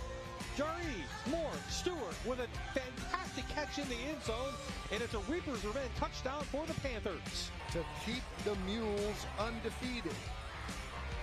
Walker Bryant to hold. The kick is up. It is straight. It is perfect. And it is good. And the Mules walk off with the win at Lenox Stadium.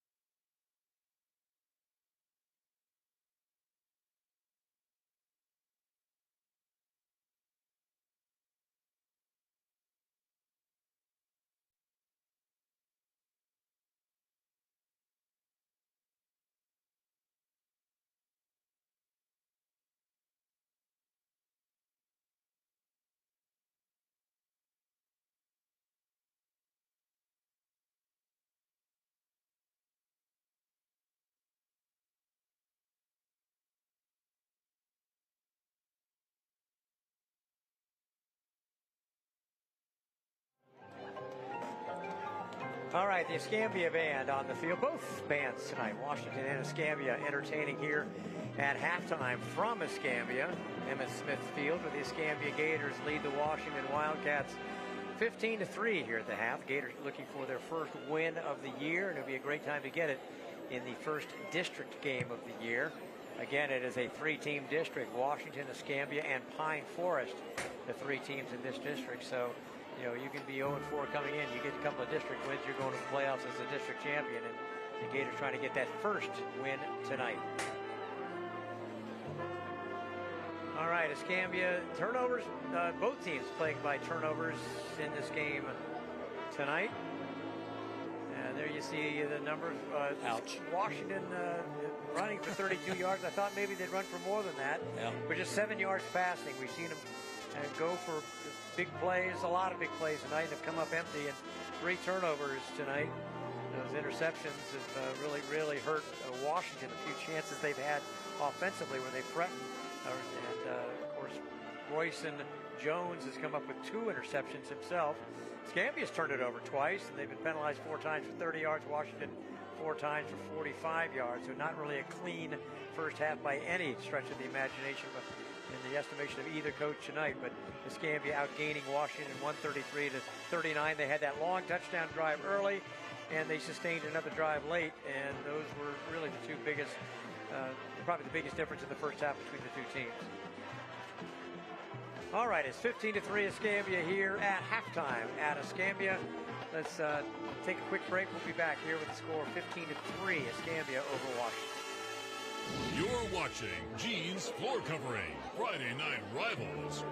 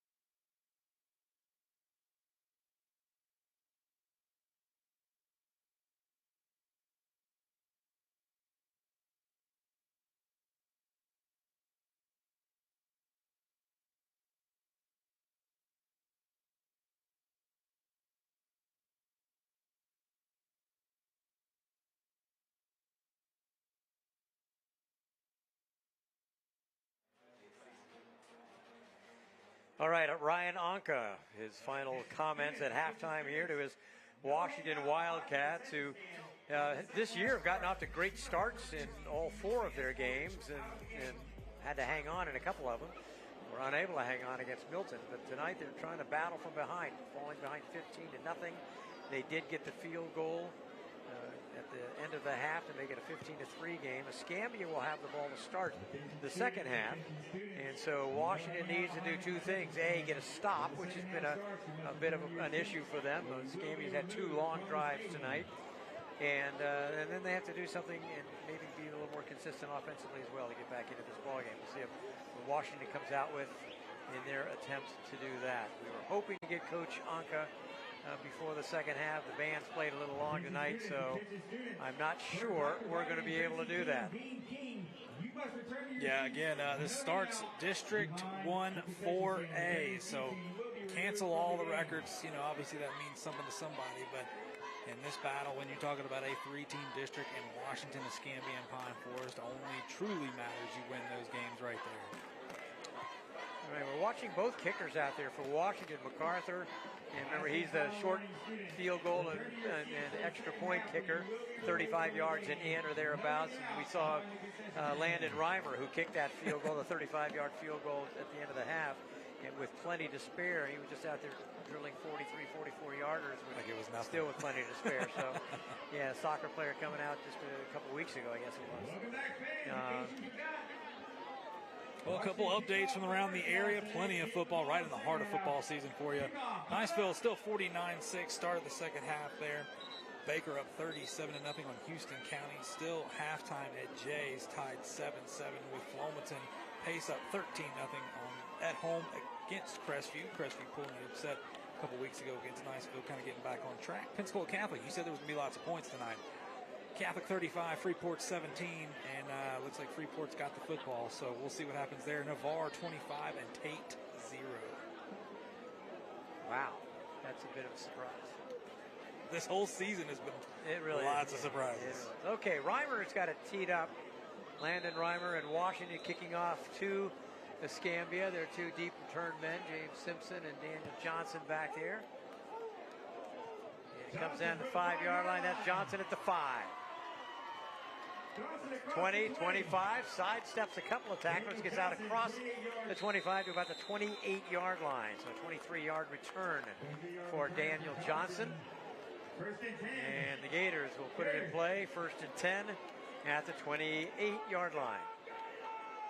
So, big defensive series for Washington. They, not only to get off the field, but get off the field rather quickly, I would think. You don't want to give Escambia's offense any more rhythm than they already had at the first half, and really try to establish things and establish some field position here to start the second half.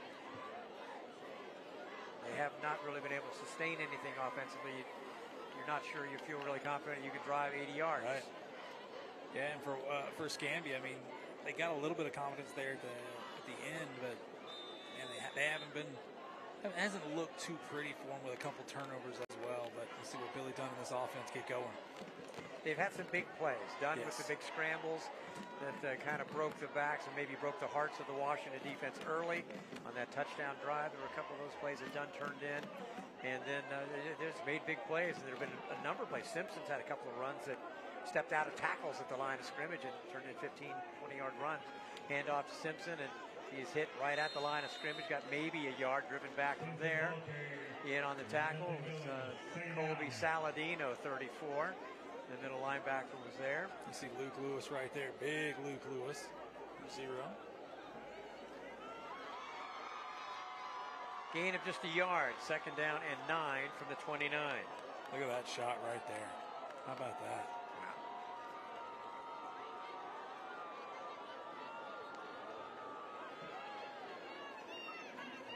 Three receivers to the left, one in motion now, coming to the right side, and Dunn.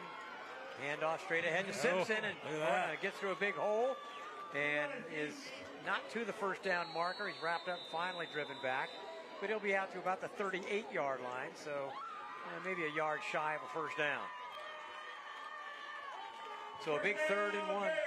Wow, they marked. Wow, how about that? He was about a yard short and he got it. I tell you what, there's your eyes didn't deceive you. Okay, well, I'm an old man. I'm thinking maybe I'm watching the wrong field. They give him the 1st down at the 38.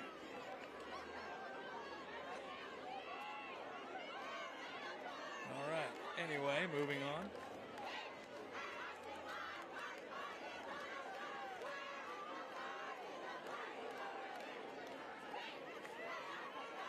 Play going inside 5.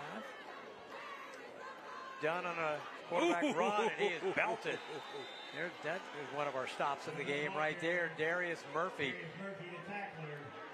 Yeah, we got a school bus stop of the game we got to give away. Well, Mr. Murphy, my goodness. Well, that's your leader in the clubhouse right there. Throwing his hat in the ring. Boy, that's good. That's a nice hit right there by Murphy. He does that a lot, Darius Murphy, the 5'11", 200 30-pound junior, 222, I guess, officially. Coming into the ball game now is Walt Baker, linebacker. Replaces Jarvis Haynes, a safety. So second down and 10. Stewart. Is that? Or check that. That's the. That is not. That's Lutley, the big 27. Luke Lewis right there on that tackle again. Byron Powell wrapping him up. Lewis is fired up. Lutley with 3 yards on the gain, out across the 40 to the 41. Third down and 7. All right, big defensive play for Washington. Big opportunity for Escambia to keep the drive alive. You see Luke Lewis, big number 0, trying to get this defense fired up. Not a whole lot of fire tonight. I mean, just kind of been doing their thing, but Lewis knows what this game means. Oh boy. Pass caught, first down in midfield.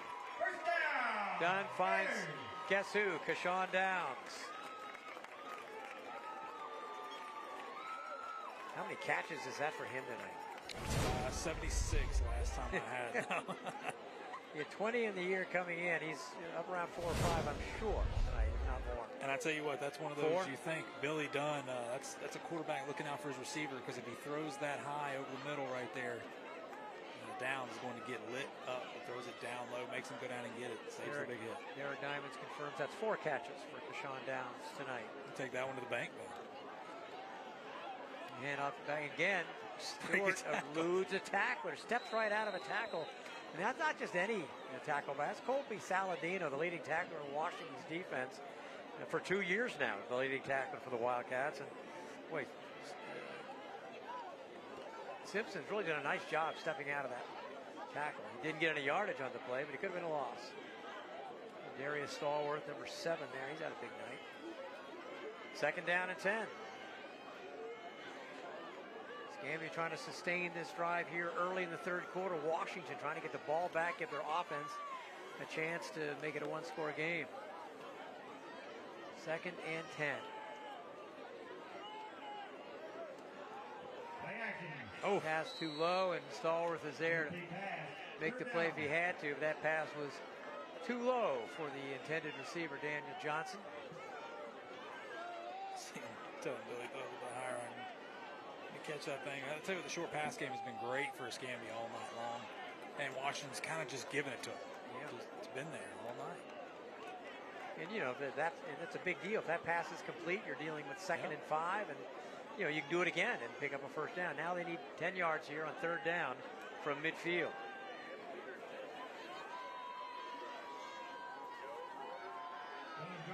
All kinds of time. Pass is broken up, intended for Downs. And a defensive play is made by Darius Murphy. Getting back, the linebacker getting back in coverage. I'm not sure he would have had enough for the first down, but of course, who knows? They moved some chains mysteriously tonight. You can see the replay right here.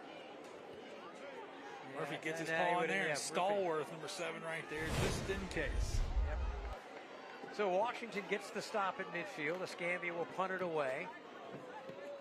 Their scholar athlete Clayton Sanders delivers it, takes a bounce at the 20, fielded at the 6, fielded at the 11, and there's nowhere to go from there. To flag from well upfield is thrown at about the 35-yard line.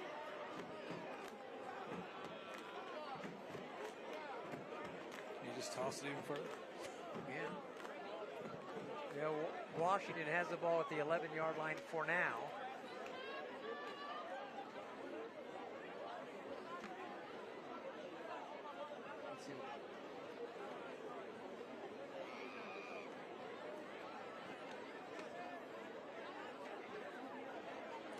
Blindside block.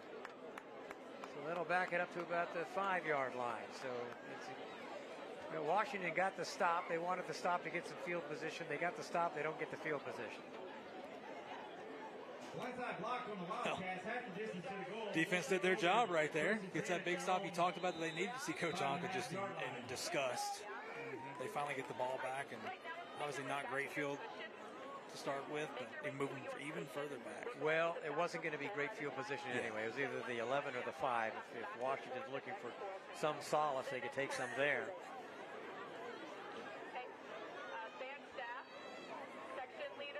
All right, first down. And a quarterback run, and there's not much there. Good job defensively. It's Tanner Rogers. Well, right that is there. Tanner Rogers. I just going to say that's not,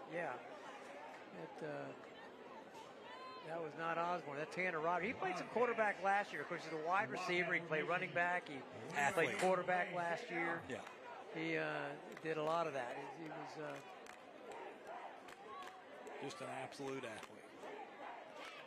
He doesn't throw the ball all that well. He was 15 for 34 passing the ball, and now he's going to be replaced by Caden Osborne. So he took the one snap. Now Rogers will stay in the game. He'll go out as one of those 3 wide receivers split out to the right. Osborne hands it off, and nothing there again. The Gator defensive line, he's got a couple of players in there, Mike Bennett says. They can be really dominant players. Was that the 55 Justice Payne in there? Is that who that was? Well, there. Yep. Yep. There he is. His big paws on him. Yep.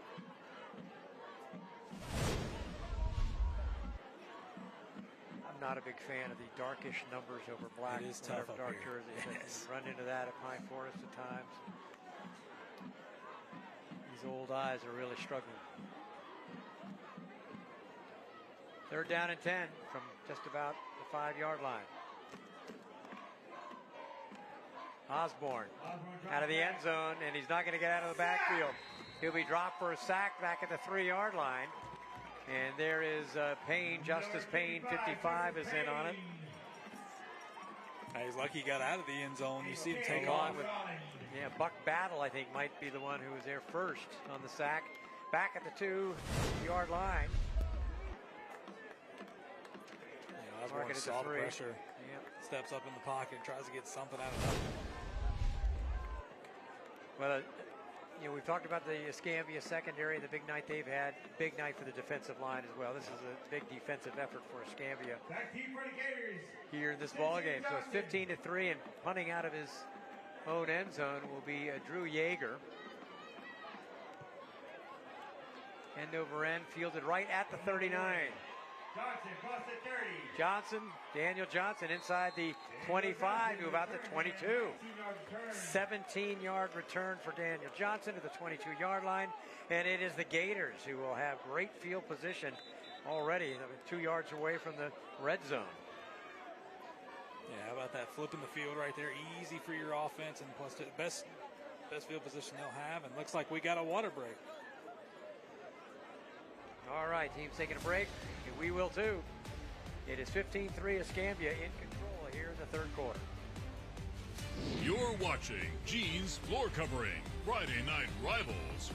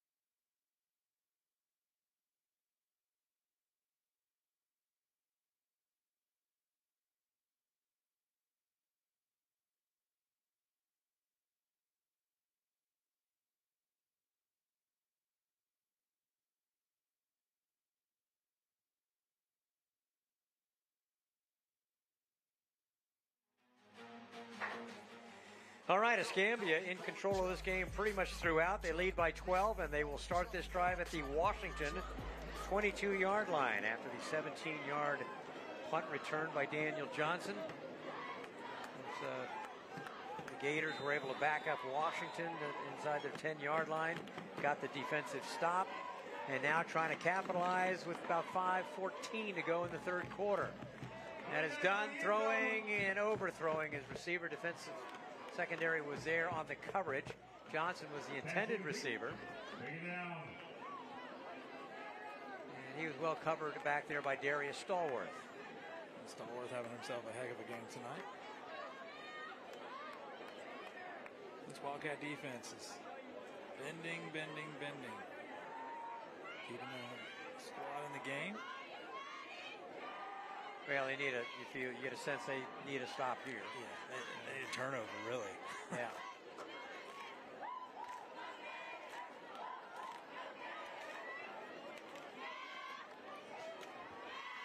Dunn, a little wheel route, and that's incomplete as he threw it behind his intended receiver, James Simpson, coming out of. Third down. I like Darius Murphy was looking, trying to get a play call or something, kind of got caught off guard. Luckily, it was a bad throw.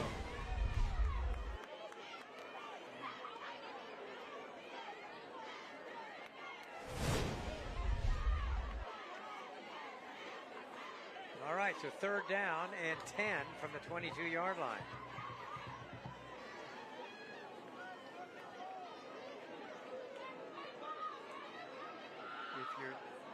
If they get a stop here, they're right on the edge of Escambia's field goal range. Blocking on the corner, completed to Downs, Kashawn Downs. Downs is inside the 10 to the 5-yard line. Another huge third down conversion for Escambia. Third down and 10, and Kashawn Downs with his 5th catch of the night. He had 20 in 4 games coming in, so he's right on schedule. Gets a nice block there out in front of the completion. Kyron Perry, number 19, throwing that block out in front of Downs, and he did the rest. Simple little screen play right there, big yardage. So Downs takes it down to the 5-yard line. Simpson tried to duck under a tackle. He might have lost his footing. Anyway, he's going to get dragged down, and that is Saladino with the tackle. And it's a loss on the play of a yard or two, so another tackle for loss by Colby Saladino. He had 14 of those coming into the game. Brooks also in on the stop. Kind of got tripped up a little bit. Yeah, Saladino there. Brooks number 3. Saladino 34. Second goal, 5-yard line. There you go, number 3. James Brooks. His dad, JJ, is cousin of Derek Brooks. Ryan Anka says James Brooks, smartest linebacker he's got in the program, which you would figure that would, rightfully that would so. run the family. He better be. Timeout Escambia. They take a timeout just before the snap. 3:43 to play in the third quarter. We'll take a break. Escambia leading Washington 15-3 with 3:43 to go in the third quarter on Friday Night Rivals. You're watching Gene's Floor Covering Friday Night Rivals.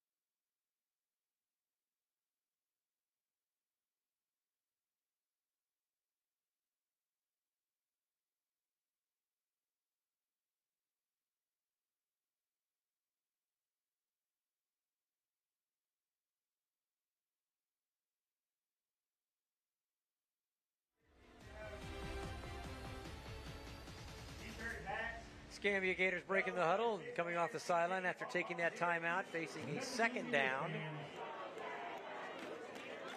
from the 5-yard line.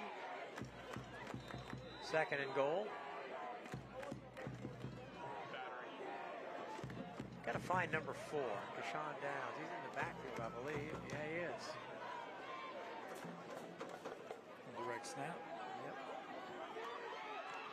Taking it out of bounds. Simpson gets out to about the 3, 2, maybe the 1-yard line. Simpson gets a 4-yard gain. It'll be third down and goal from about the 1. Escambia trying to pretty much ice this one if they can. You can get a little early in the game for a game that close, but you kind of get that sense of all the trouble Washington's had moving the ball against this Gator defense. Third score here by Escambia would make it incredibly difficult for Washington to get back in.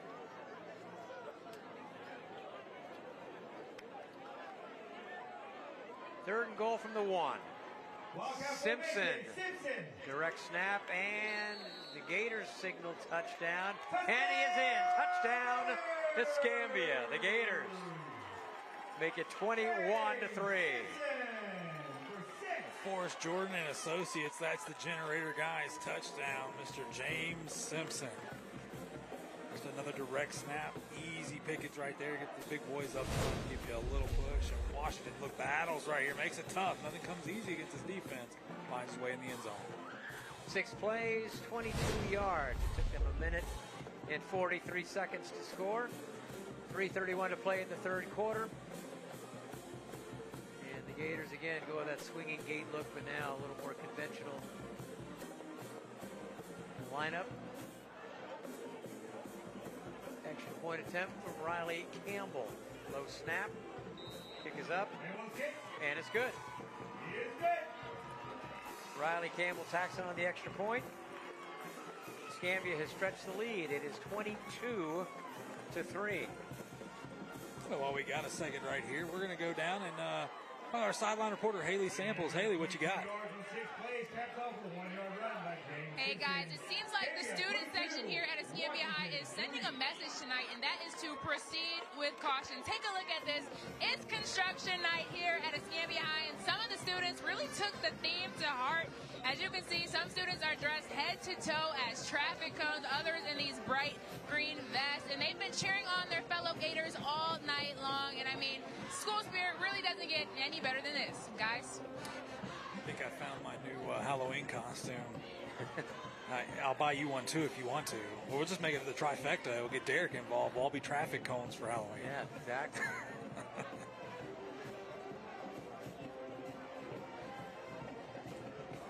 And maybe the first time we've interviewed traffic cones. Maybe. First time traffic cones, human traffic cones on TV. How about that? It's been a wild night. 22-3, 3.5 minutes to go. Escambia's offside again on the kickoff. And there may have been, I'm not sure, somebody called timeout before the kick. And,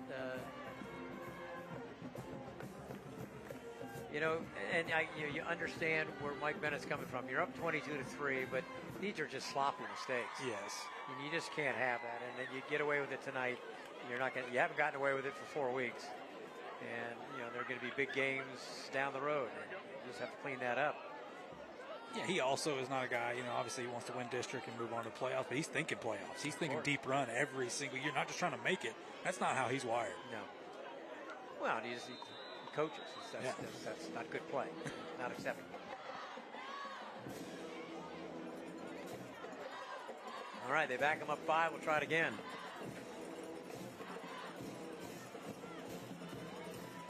You come down to the 16-yard line. Latin out across the 35. Run out of bounds around the 35 or 40. Tempers are flaring. Flag after the play. It looks like the Gators. Well, I also know Latin kind of threw the ball down right there. Not sure if it was towards the ref or one of the Escambia players. I'm not sure. I saw one of the Escambia players shove one of the Washington players. Don't know if anything happened before that. And the flag came out right about that time. So we'll see. So sort it out.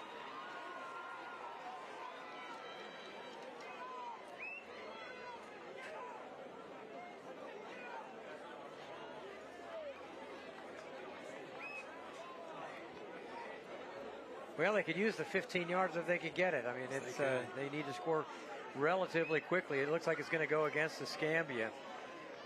It was Zamonte Files, I think, who came up, number 28, who came up, and there's a little jawing going back and forth between the two players. Escambia, 15-yard penalty, first down. All right. And that was a personal foul there. So Washington will start this drive at the Escambia 49. It's the second time tonight they've started a drive in Escambia territory. Or I guess the other time right at midfield. Osborne. Got a man. Looking deep and incomplete. My. He had his man finally.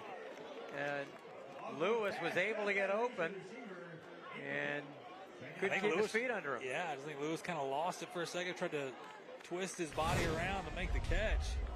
Stumbled over his own feet. He blew Beautiful right by ball by Osborne. Yeah, I think he lost his, he was kind of looking back over his head, straight over his head at the pass. So Lewis finally had a chance to get one. Gators have shut him out tonight. Also could be one of those, you think, the safety's coming over the top. Your eyes take off the ball just enough, worried about that hit.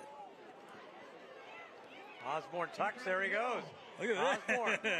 First down for him and gets down to the 35. The ball was on the ground, but that was after Osborne had scrambled for 15 yards. And a first down at the 34-yard line. Right, Osborne.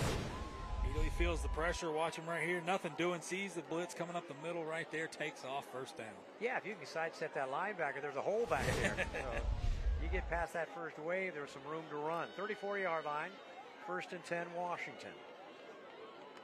Anna Rogers in the backfield with Osborne. Flushed. And there goes Osborne again. Ridden out of bounds at the 29-yard line. Driven down by Malachi Landrum. Well, the offense certainly has been more consistent, a little more effective with Osborne. Yeah. And if he can keep doing this, that's going to change the way this defense starts playing a little bit. No doubt about it. Gain on the play of 5, 2nd and 5. And he's got Bohannon, and there's a running back.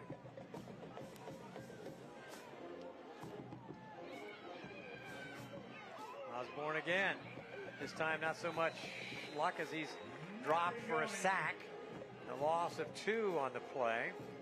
Yeah, call that a coverage sack right there. There's nobody open downfield. You watch Osborne right here. Cade Rollins, who was one of the first Gators to get to him. Nothing doing. Tries to take off and still down on the field.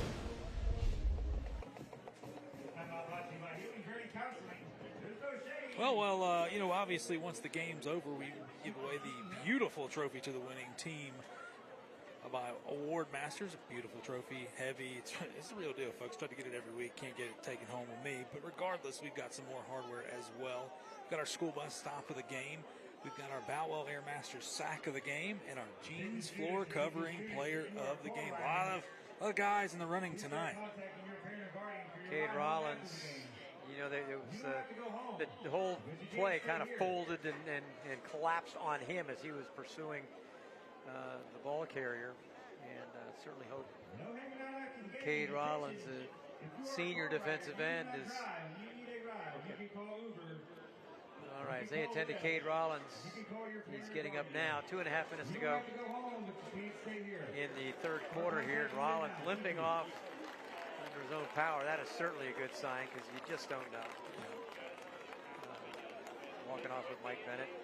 Rollins, as we mentioned, the senior, the transfer from Gulf Breeze. His granddad, Ronnie Gilliland, who was the coach here in Escambia back in the 90s, took him to a state championship game in 1999 against Thomas Aquinas, one of the classic games ever played.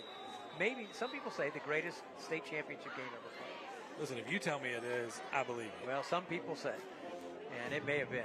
That was a heck of a game. Escambia came up short that night, just barely. All right, third down and about 7. Handing it off to Bohannon. He gets inside the 30, but he's going to come up about 5 yards short of the first down. And you start wondering at this late juncture, 2 minutes to go in the third quarter, trailing by 19.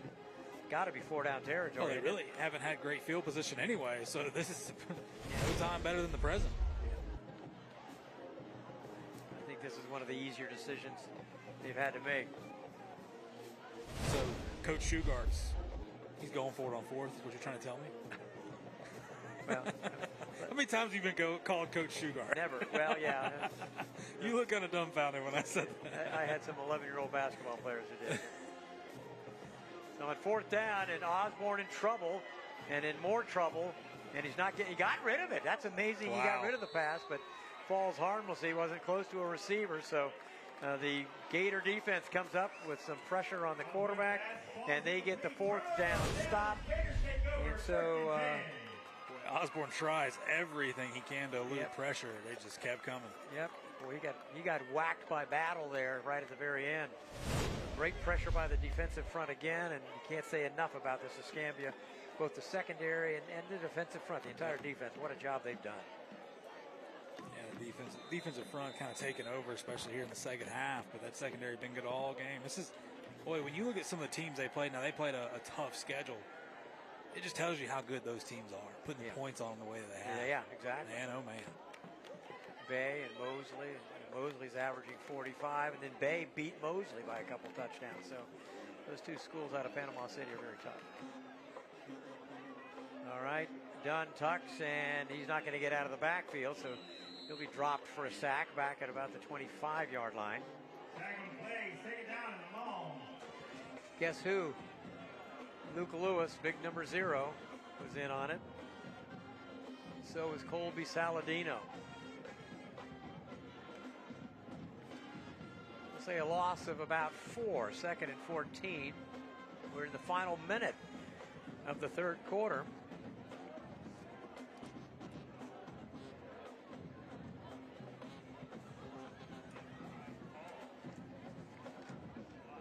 And Escambia, no hurry to snap it as they get down under 10 seconds on the play clock.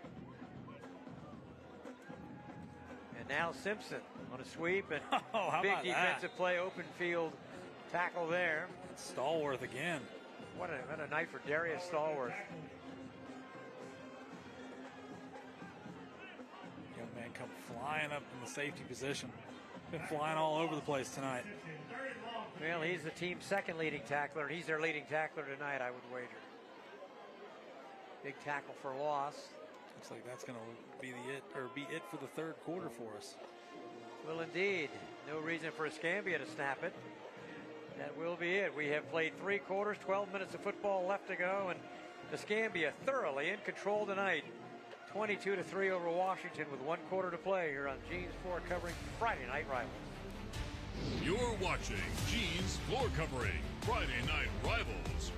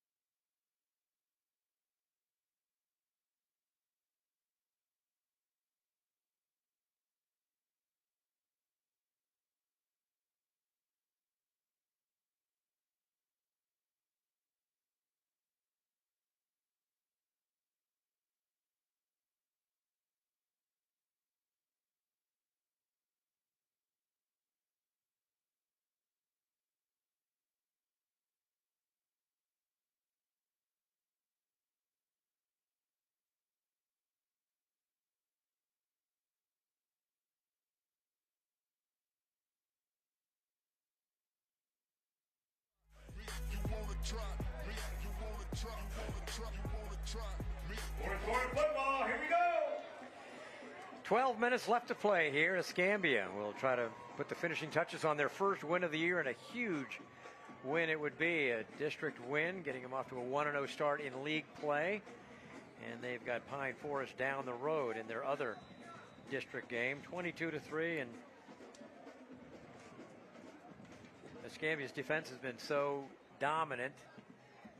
That's bigger than your garden variety 19-point lead. Pass to Kashawn Downs. Shocker. Out across the 35, his 6th catch of the night. He's tripped up there, short of the first down by 4 yards, but the Gators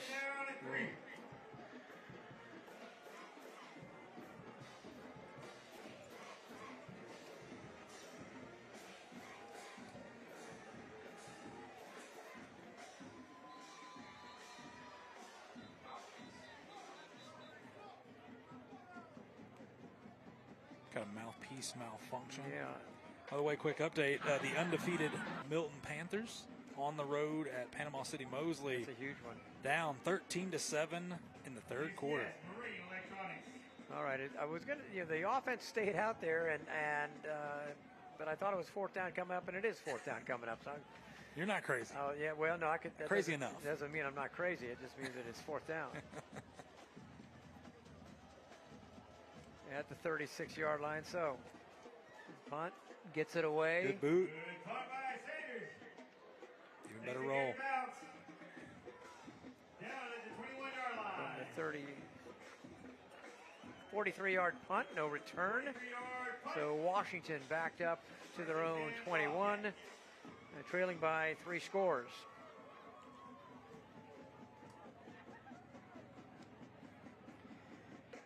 Well, Jeff, you and Derek will get another look at this Escambia defense next week against Navarre, who was putting together a pretty impressive performance last time we checked. Yeah, I just checked the score on the Navarre Tate game, and Navarre up 20-14.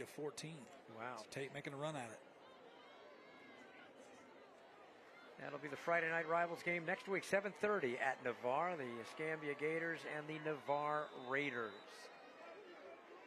All right, 21-yard line, Washington. Osborne at quarterback. Under some pressure, flushed, dumps it off nicely in a short gain, 6-7 yard gain. That's Tanner Rogers. I think that might be Rogers' first catch of the night. Yeah, I think you're right. I mean, it's a shutout to both Lewis and Rogers. Lewis missed a couple of games with a hamstring issue, didn't play against Milton, and it was Rogers who was the leading receiver the nights that he was that they didn't have Lewis. And so to shut out both of those fine receivers. Keegan Flowers will check in for Rogers. Stumbling in the backfield, Bohannon gets back to the 27 and slaps the turf in frustration as he tripped himself up in the backfield. Frustrating night for that young man. Maybe he thinks Escambia needs that makeover too, that $1 million redo the grass they were talking about, see? Come on, T-Mobile, give it to him.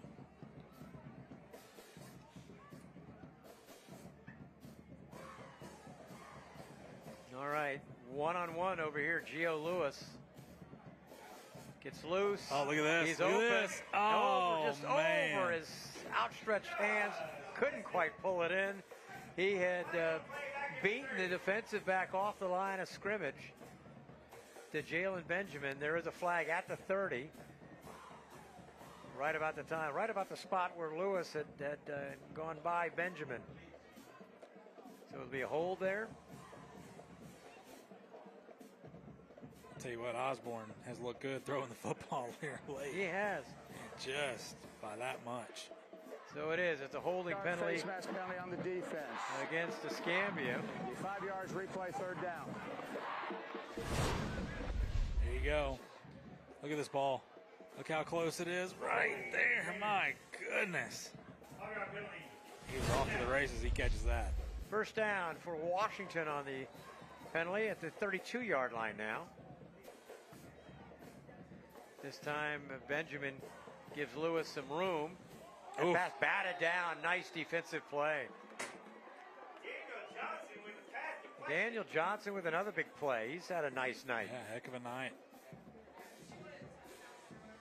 Yeah, I tell you what, Antonio Lawrence, I believe, was open. Run a little crossing pattern. Osborne, beautiful job, steps up in the pocket right there. He's got it in just a step, but there are 4 blue shirts right there. The Jalen Benjamin standing there as well. Yep. Osborne drops back. Osborne. Osborne Flush. Down he goes. Oh. Ball's loose.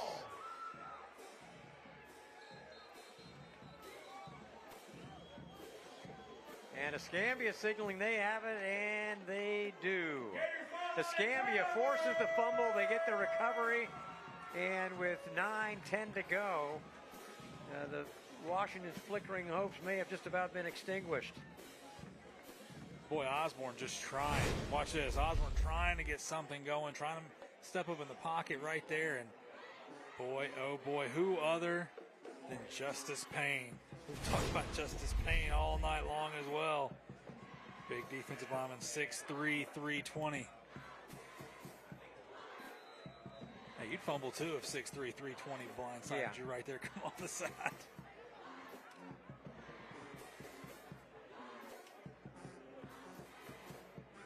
All right, Billy Dunn back at work.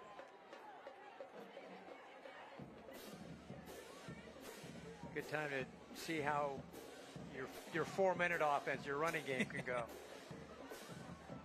They got the right back for it. They certainly do. That's the big guy.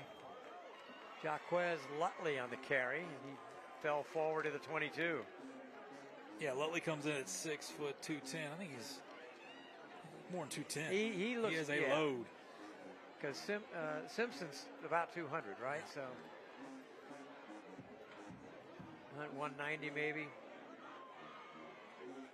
Lutley's in there. Done in motion. Lutley on the carry. Just banging away. And it's going to take 2 or 3 of them to bring him down. Nice job defensively there by Washington. That was Jamarian Rivers, the nose guard, 55 in on the stop. Along with Isaiah Milligan. It's pure downhill running right there. Hang on. Ball marked on the 19. 3rd down and a yard. And we're clicking down under 8. Simpson rather, and I don't think he's got it. Shotgun and driven back. I think they might have come up and stopped him there. So Simpson stopped at the 20-yard line. It'll be a 4th down now. He lost about a half yard. Does Escambia work on the field goal game or just go for it? I figure he'll probably go for it. Looks like the offense going to stay out there. Yeah. Too many bad things can happen on a field goal. Block, run back, and all of a sudden you got a ball game again. 7:20, clock continues to run down to inside 10 on the play clock. 4th down and about 2. Dunn back in at quarterback. He keeps. Dunn. Does he get it? Hitting the backfield. He stood up, but the surge probably got the 1st down. He was stood up at the 20, and then he got some help from some offensive linemen pushing ahead, and I think he got the 1st down. Lost his hat. Good look at the quarterback. It's close. It looks like they may be marking him short. Henry falls short of the 1st down. Yep. Turnover on down. Maybe they call the play dead at that point. I was watching the referee at the top walk in. It looked like he was just a hair short, but obviously he was short enough, I guess, to not even take a look. All right, well, here you go. Well, they haven't brought any chains out. No need, I guess. Yep. Keep it moving. So a big stop for Washington with 7 minutes to go here in the 4th quarter.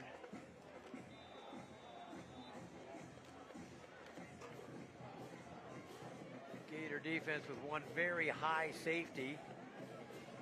Uh-oh. Going across the middle. That's going to be intercepted again. There's a flag behind the play. Maybe a roughing the passer. I'm not sure. That was after the interception. Yeah, Townsend checked back in at quarterback for the Wildcats. Yeah, Townsend's already going to throw this ball. You won't see it on camera. Kind of steps to the side over there, and Gator comes and shoulder checks him.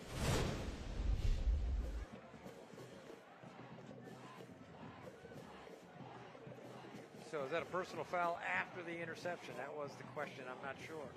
Looks like they're going to tack it on after the return, which would mean maybe either a dead ball foul or it happened after the turnover. We'll go 10 yards from the end of the play, first down. Okay, so Escambia does get the interception. Daniel Johnson's INT. Oh, Daniel Johnson. Heck of a night by that young man. Also in the running for our Jeans floor covering player of the game. Got a bunch of names here tonight. 15-yard penalty, first and 10 Gators. So Escambia blocking the back, so that'll cost them some yardage, but they get the ball with 6:55 to go. And Escambia's going to salt away eventually. Although, you know, here's a kind of a, you know, Mike Bennett's going to be happy to get the win, district win and all of that. But, you know, and not necessarily on this particular play, you don't know what happened there. The interception return, it's kind of easy to get a block in the back without knowing it. But I'm absolutely certain he is going to be more than a little exercised by all the penalties and the turnovers, and it has not been a clean performance. It's been an impressive performance, defensively especially. You know, you get a glimpse of what Escambia is actually capable of being. They've just got to clean a lot of things up. This guy's been impressive. Dunn, then dumps it off. There you go. He's in trouble. Just throw it away. Live to play another day. Yeah, we talked about it in the beginning. Throw the records out. It doesn't mean anything when you get to district play. Again, a 3-team district with Pine Forest in the mix with the Washington Wildcats and Gators right here. You just got to win these for sure. And obviously some things to build on, but a win is a win at the end of the day. So we're in the final 7 minutes of play here. I'd also think Coach Bennett would like to not be the 8th seed. Yeah. In the region, go to the number 1, travel probably down to Gainesville or Jacksonville, one of those places. Ooh. Simpson with a carry, and he got a lot of. Still, he stepped out of that. There was 6 tacklers there. He stepped out of it, although, you know, the play had been blown dead at that point. But, man, I tell you, he's a hard guy to bring down. Loss on the play of about 3. So there's 1. Yeah. Okay, still hanging on 2, 3, 4, 5. Yeah. Need 6.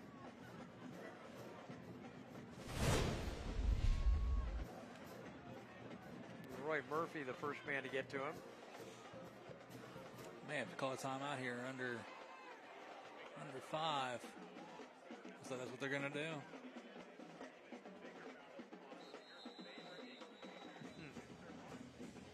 All right, Escambia takes a timeout. We will take it with them. It is 22-3. Escambia salting this one away here on Friday Night Rivals.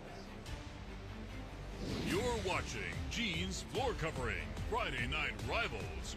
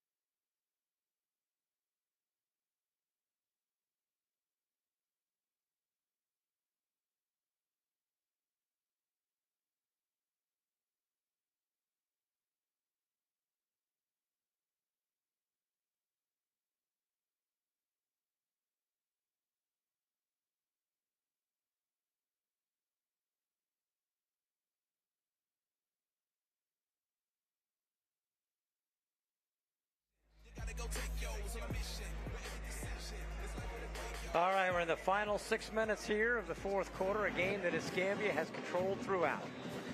Looking for their first win in 5 tries this year, and they've been in control, and this is one guy, Dunn, bumped out of bounds at the 44-yard line, make it the 43. Well, I tell you what, you may want Dunn to either slide or just go ahead and try not to get him to take that hit. He came up about a yard short of the first down. It's at the 43. So it'll be a 4th down and 1 here. Kind of got this in hand. You don't want your quarterback taking some unnecessary hits. Obviously, he wants to get that first down. 4th down and a yard, and there's some confusion on the sideline. And are they going to have to take a timeout? They're down. Yeah, they're going to have to. Yeah, that. Play clock down to 3-2, and they take the timeout. Escambia takes the timeout on 4th and 1 with the line of scrimmage to 43. So we will take a break with them. Escambia's in control. You're watching Gene's Floor Covering, Friday Night Rivals.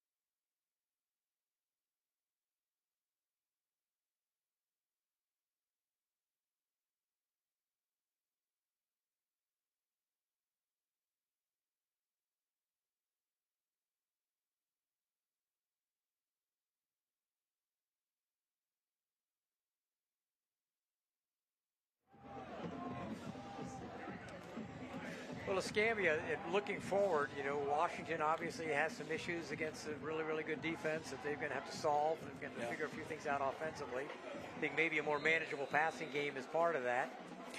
Escambia, though, looking ahead, and there's a 4th down call, and powering ahead was that Yes, it was.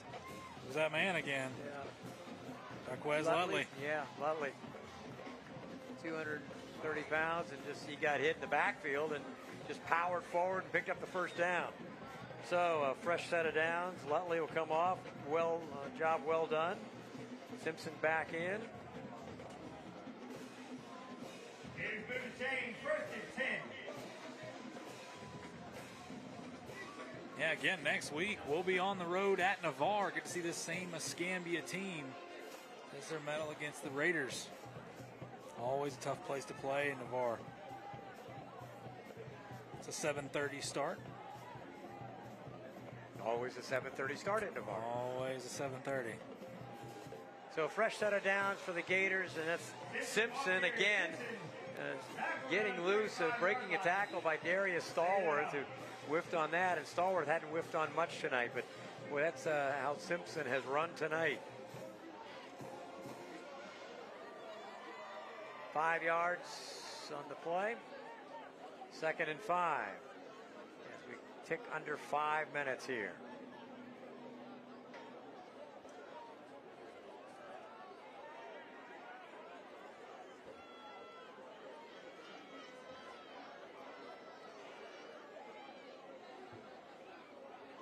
I tell you what, Jeff, just the one thing I'm kind of marveling at with all the rain we had today. I mean, rain was shin deep or knee deep on the sideline.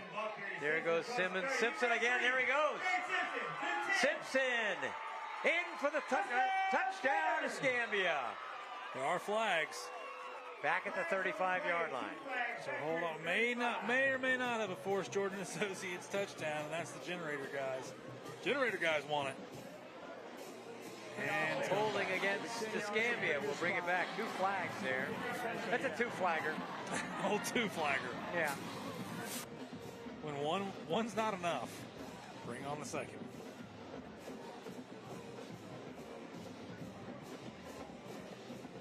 So Simpson misses out on a chance for a 36-yard touchdown run. He'll back the Gators up.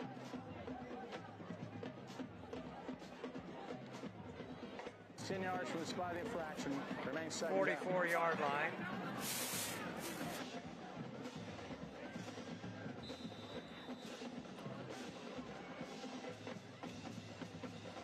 second down and 13. Back it up 10 yards from the spot of the hold. 7 yards downfield. Keegan Britt in the ball game, number 9, an H-back for Escambia. There's Dunn, and he's dragged down, sacked.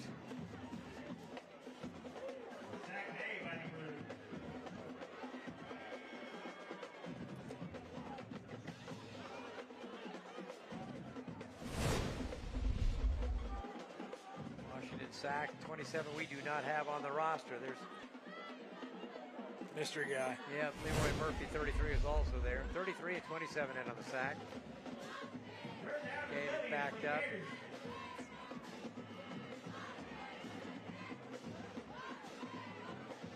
Snap this with under 3.5 to go. I was talking about all the rain we had today. This field is in really, really good shape. Really good shape. This was not always the case here. Across the middle, that pass is almost intercepted. And man, I thought it might have come.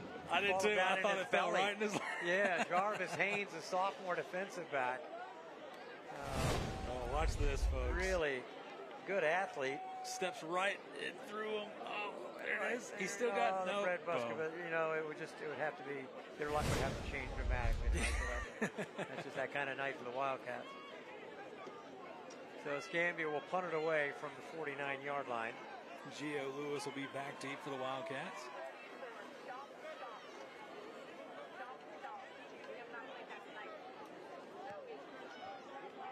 Drills it, nice punt back to the 10-yard line. Lewis at the 10, 15, 20, and ridden out of bounds at about the 22. Well, hey, listen, while we got a second here, every week our crew shows up early. We talk about the rain. They were in here setting everything up. What you see here on TV, it takes a lot to get it going. Our crew gets here early, stays extremely late, pulling everything together through the weather, the heat, whatever it may be. You know who fuels them is Foosackly's. I tell you what, Foosackly's, you get the chicken tenders, the crinkle cut fries, all the sauces, everything right there. Look, we're close to some Foosackly's down here. We're back in Escambia County. We got plenty of Foosackly's. And if you've never heard of Foosackly's, shame on you. But it's football season. Look, plenty of good football games going on tomorrow. Heck, you got some good games going on tonight here in our area. But stop in at Foosackly's. Tell them the Friday Night Rivals crew sent you. There you go. Little screen, little bubble screen set up. And look at this. There you Gio go. Lewis finally gets a touch. That's his first catch of the night. They found a way to get him the ball with just over 3 minutes to go in the game. And there's Benjamin. I thought Benjamin was jawing with the sideline, but no, he was asking a question or talking to the official. But he just asked if that was his first catch tonight. Say what now? He was asking if that was Gio's first catch tonight. I'm sure that's what it was. Yeah, sure it was. Osborne again steps up, puts it up, and throws it away. But you know, it's funny, when I walked here, and this is ancient history stuff, but there was a game played here during a tropical storm in 1985. Emmett Smith was here in Escambia, and Milton had Reggie Slack, of course, quarterback at Auburn, Reed Hines, who was a star receiver at Ole Miss. I mean, there were a lot of talent on the field that day. Went triple overtime. We had probably, 10 inches of rain. We were supposed to broadcast that game back in the old WSRE broadcast days. The truck flooded, so we couldn't broadcast the game. But and Washington maintains possession. But it was one of the great football games ever played. And I mean, the players on the Escambia sideline were about shin deep in water. I mean, that's how deep the water was. Puddles everywhere. The field was this absolute mess. People sliding all over everywhere. It went into triple overtime. It was one of the greatest games ever played. Yeah, and unfortunately we couldn't call it. But, you know, this field just did not drain in those days. So they've done a lot of great work here. And the field looks great for all the rain we got this afternoon. You see the Escambia band right there. I remember Emmett Smith ripping off a 66-yard touchdown run in that game. Offense. That penalty is declined. He's done pretty well. He did pretty well for himself. Yeah. And I mean, it was wet, nasty. With the rain had subsided a bit, but still packed house. It was amazing. Those are some amazing days. Osborne under trouble again, and down he goes. He is sacked. Buck Battle. Add that to his tally tonight. He's done a little bit of everything. Maybe he's had the night of nights. There's Justice Haynes getting there early and flushing him, but Battle there to finish it off. Great job of this defensive front for Escambia. Battle, who already has Division I offers from Marshall and USF, among others. It's going to change a little bit more. Yep. Payne also. Marshall's also interested. Payne's been a nightmare up front. 55. How about that? If you're Marshall, you can pick up those two guys. Like the duo. Yep. Fourth down, Osborne puts it up. Oh, there's going to be a flag. Is it? Yeah, it just took a while to get it out of his pocket. Pass interference. Yep. That might have been the easiest call of the night. Antonio Lawrence, the sophomore, was being held up on the play. And he's frustrated because he knew he had a step on him. He did. And ball was pretty well thrown. He might have been able to run under it. I've been impressed with Osborne. Yeah, I was just going to say that. It's this might be a move for Coach Anka. Well, it's going to be a decision to make. I mean, it's Townsend's thrown some picks tonight. Hasn't looked comfortable at all.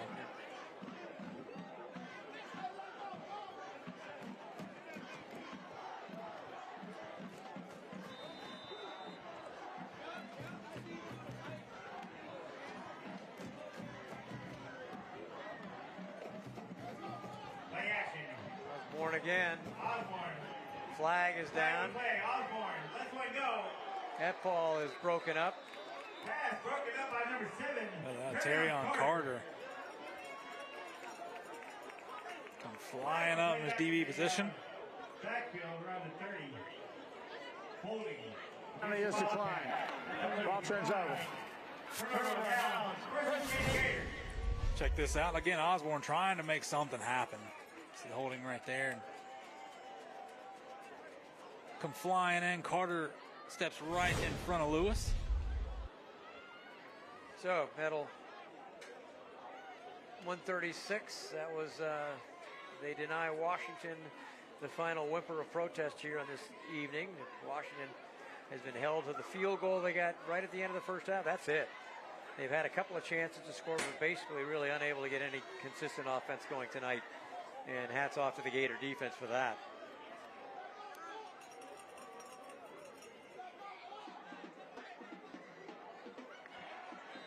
Loses his footing. Yep. You knew that was going to happen as soon as I talked about what great shape the field was in, but I don't think that was a field slip. And Cam Taylor hadn't got to touch it too much tonight. Sure hates he lost his footing there. Yeah, Cam Taylor. Cam Taylor on the right side of this rivalry tonight. He transferred over here from Washington. I'll tell you what, hasn't been the cleanest of games, but a district win nonetheless for the Escambia Gators. No Coach Bennett's going to love that, but a lot to talk about, a lot to work on next week. Final minute. Look at this.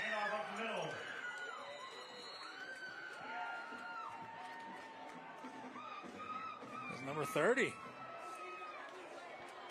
That's Caleb Downs, freshman. Caleb Downs, ball carrier. Third down. Here, and that's Kashawn Downs' little brother. I would guess. A Kashawn and a Caleb, that makes sense. One catching it, one running it. How about that? Third down, swinging out here to not going to be a first down, but with 20 seconds to go, it doesn't have to be. That'll be the final game. That was so that was 19, Kyron Perry. Kyron Perry, right. That'll do it, 5 seconds. No sense to get another snap off. They're rushing up there to give the young kids a chance, but not going to get there in time. And that's it. Escambia impressive from the very start. A 22-3 dominant victory over the Washington Wildcats. Mike Bennett, all smiles, perhaps for the first time all year. Yeah. Although he was in a good mood when we talked to him earlier this week. I said, how are you holding up? You know, talking to an 0-4 coach. He said, oh, we're great. We're going to win the district. I guarantee it. Oh, okay, so, right on. There you go, step one. Escambia impressive in a 22-3 win over the Washington Wildcats.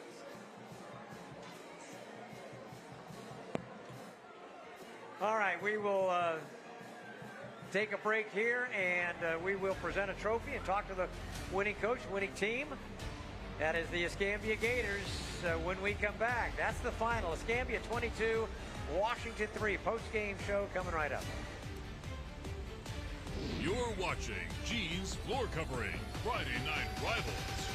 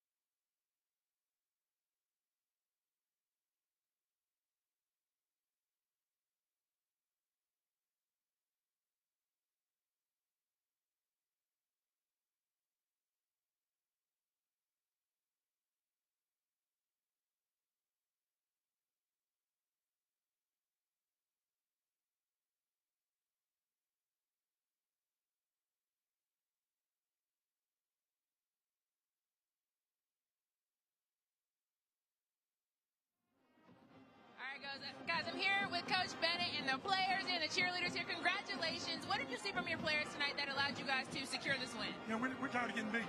I mean, our guys were tired of losing. They came out tonight with a purpose. We said, hey, the first forward practice, there's only two that matters. That's this one and the one by week 10. And that gets us in the playoffs. And so, you know, we played really good defense like we thought we would.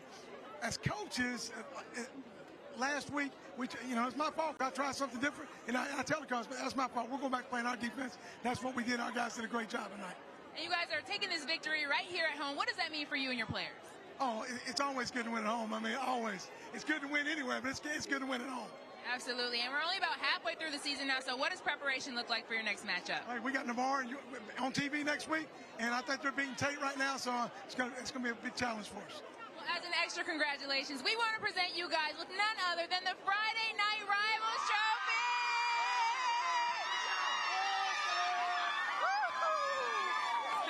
All right, congratulations!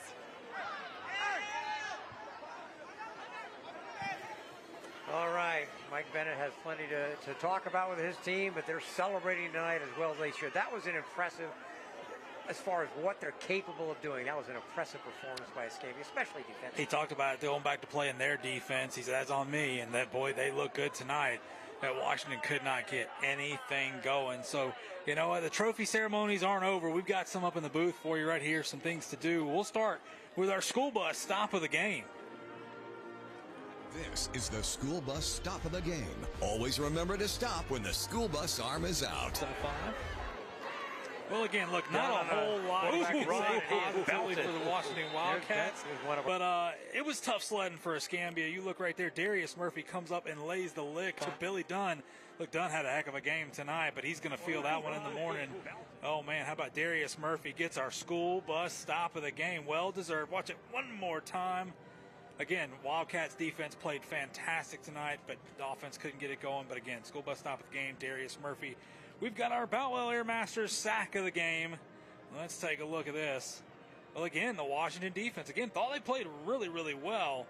Just continued to battle. There was multiple sacks tonight, But again, Billy Dunn, it wasn't easy for him, and that's number 33, Leroy Murphy. We talked about or mentioned his name quite a few times tonight. That whole Washington front played their tails off tonight, and that's our Boutwell Air Masters sack of the game, Mr. Leroy Murphy, right there. One more time for you. So we had Darius Murphy and Leroy Murphy. The Murphys. Tonight. And then how about this, our final one, none other than the Jeans floor covering. Tonight it's the players of the game. Exactly. Well deserved. We could have given it to multiple guys here. It's going to be 0. Royson Jones had 2 interceptions, some pass breakups. He was a nightmare all night long. Royson Jones, I thought, kind of set the tone for this defense where obviously Washington wanted to come out and throw the deep ball, but they couldn't, and they became scared. They could run the ball a little bit, but all night he was a nightmare for them, and they just quit throwing at him. Yeah. They started to go to the other side, and wasn't easy pickings over there either. But Royson Jones, and then how about this right here, Buck Battle, the big fella playing on defense. Touchdown right here. Got it wrote down. Touchdown is a defensive guy. Yeah. Just taking honor of the big fella with the soft hands right there. But watch this. Just continues to fight. Coming up, Buck Battle. Look at Royson Jones again. Buck Battle had, I believe, a sack tonight. He had some big defensive plays for him. He was a nightmare up there with Justice Payne. I got to shout out number 55, Justice Payne again. Yeah. He was that defensive front. You see him right there. These guys are a force to deal with. And a big District 1 4A win for them tonight. Obviously got their eyes set on Pine Forest, but we get to see this defense again next week at Navarre. There you go. You and Derek will be there. Derek Diamond will have the call with you next week at Navarre as these Gators take on the Navarre Raiders next week. And, of course, Prep Football Final coming up here in a little less than a half hour on Channel 3. Steve Nissom doing the honors there tonight, 10:15. Prep Football Final. Catch if you haven't seen enough highlights of this game and all the games around Northwest Florida. Steve has that for you, and the crew does such a good job putting that show together, working really, really hard to get everything they can possibly get in that show tonight. So Steve Nissom, Prep Football Final tonight at 10:15. Well, for Jeff Price, for Derek Diamond, for Daniel Hemme, our producer, Director Jack Canavan, for the entire crew here for Friday Night Rivals, the ones who come so early to set it up and will stay so late taking it down. Thank Dan Shugart saying so long. Christian Garmin will continue his vacation for the next couple of weeks. We may or may not recognize him when he returns. But it'll be Derek and Jeff calling the action next week from Navarre. Dan Shugart saying so long from Escambia, where once again the final score tonight, the Escambia Gators dominant, 22-3 over Washington. So long.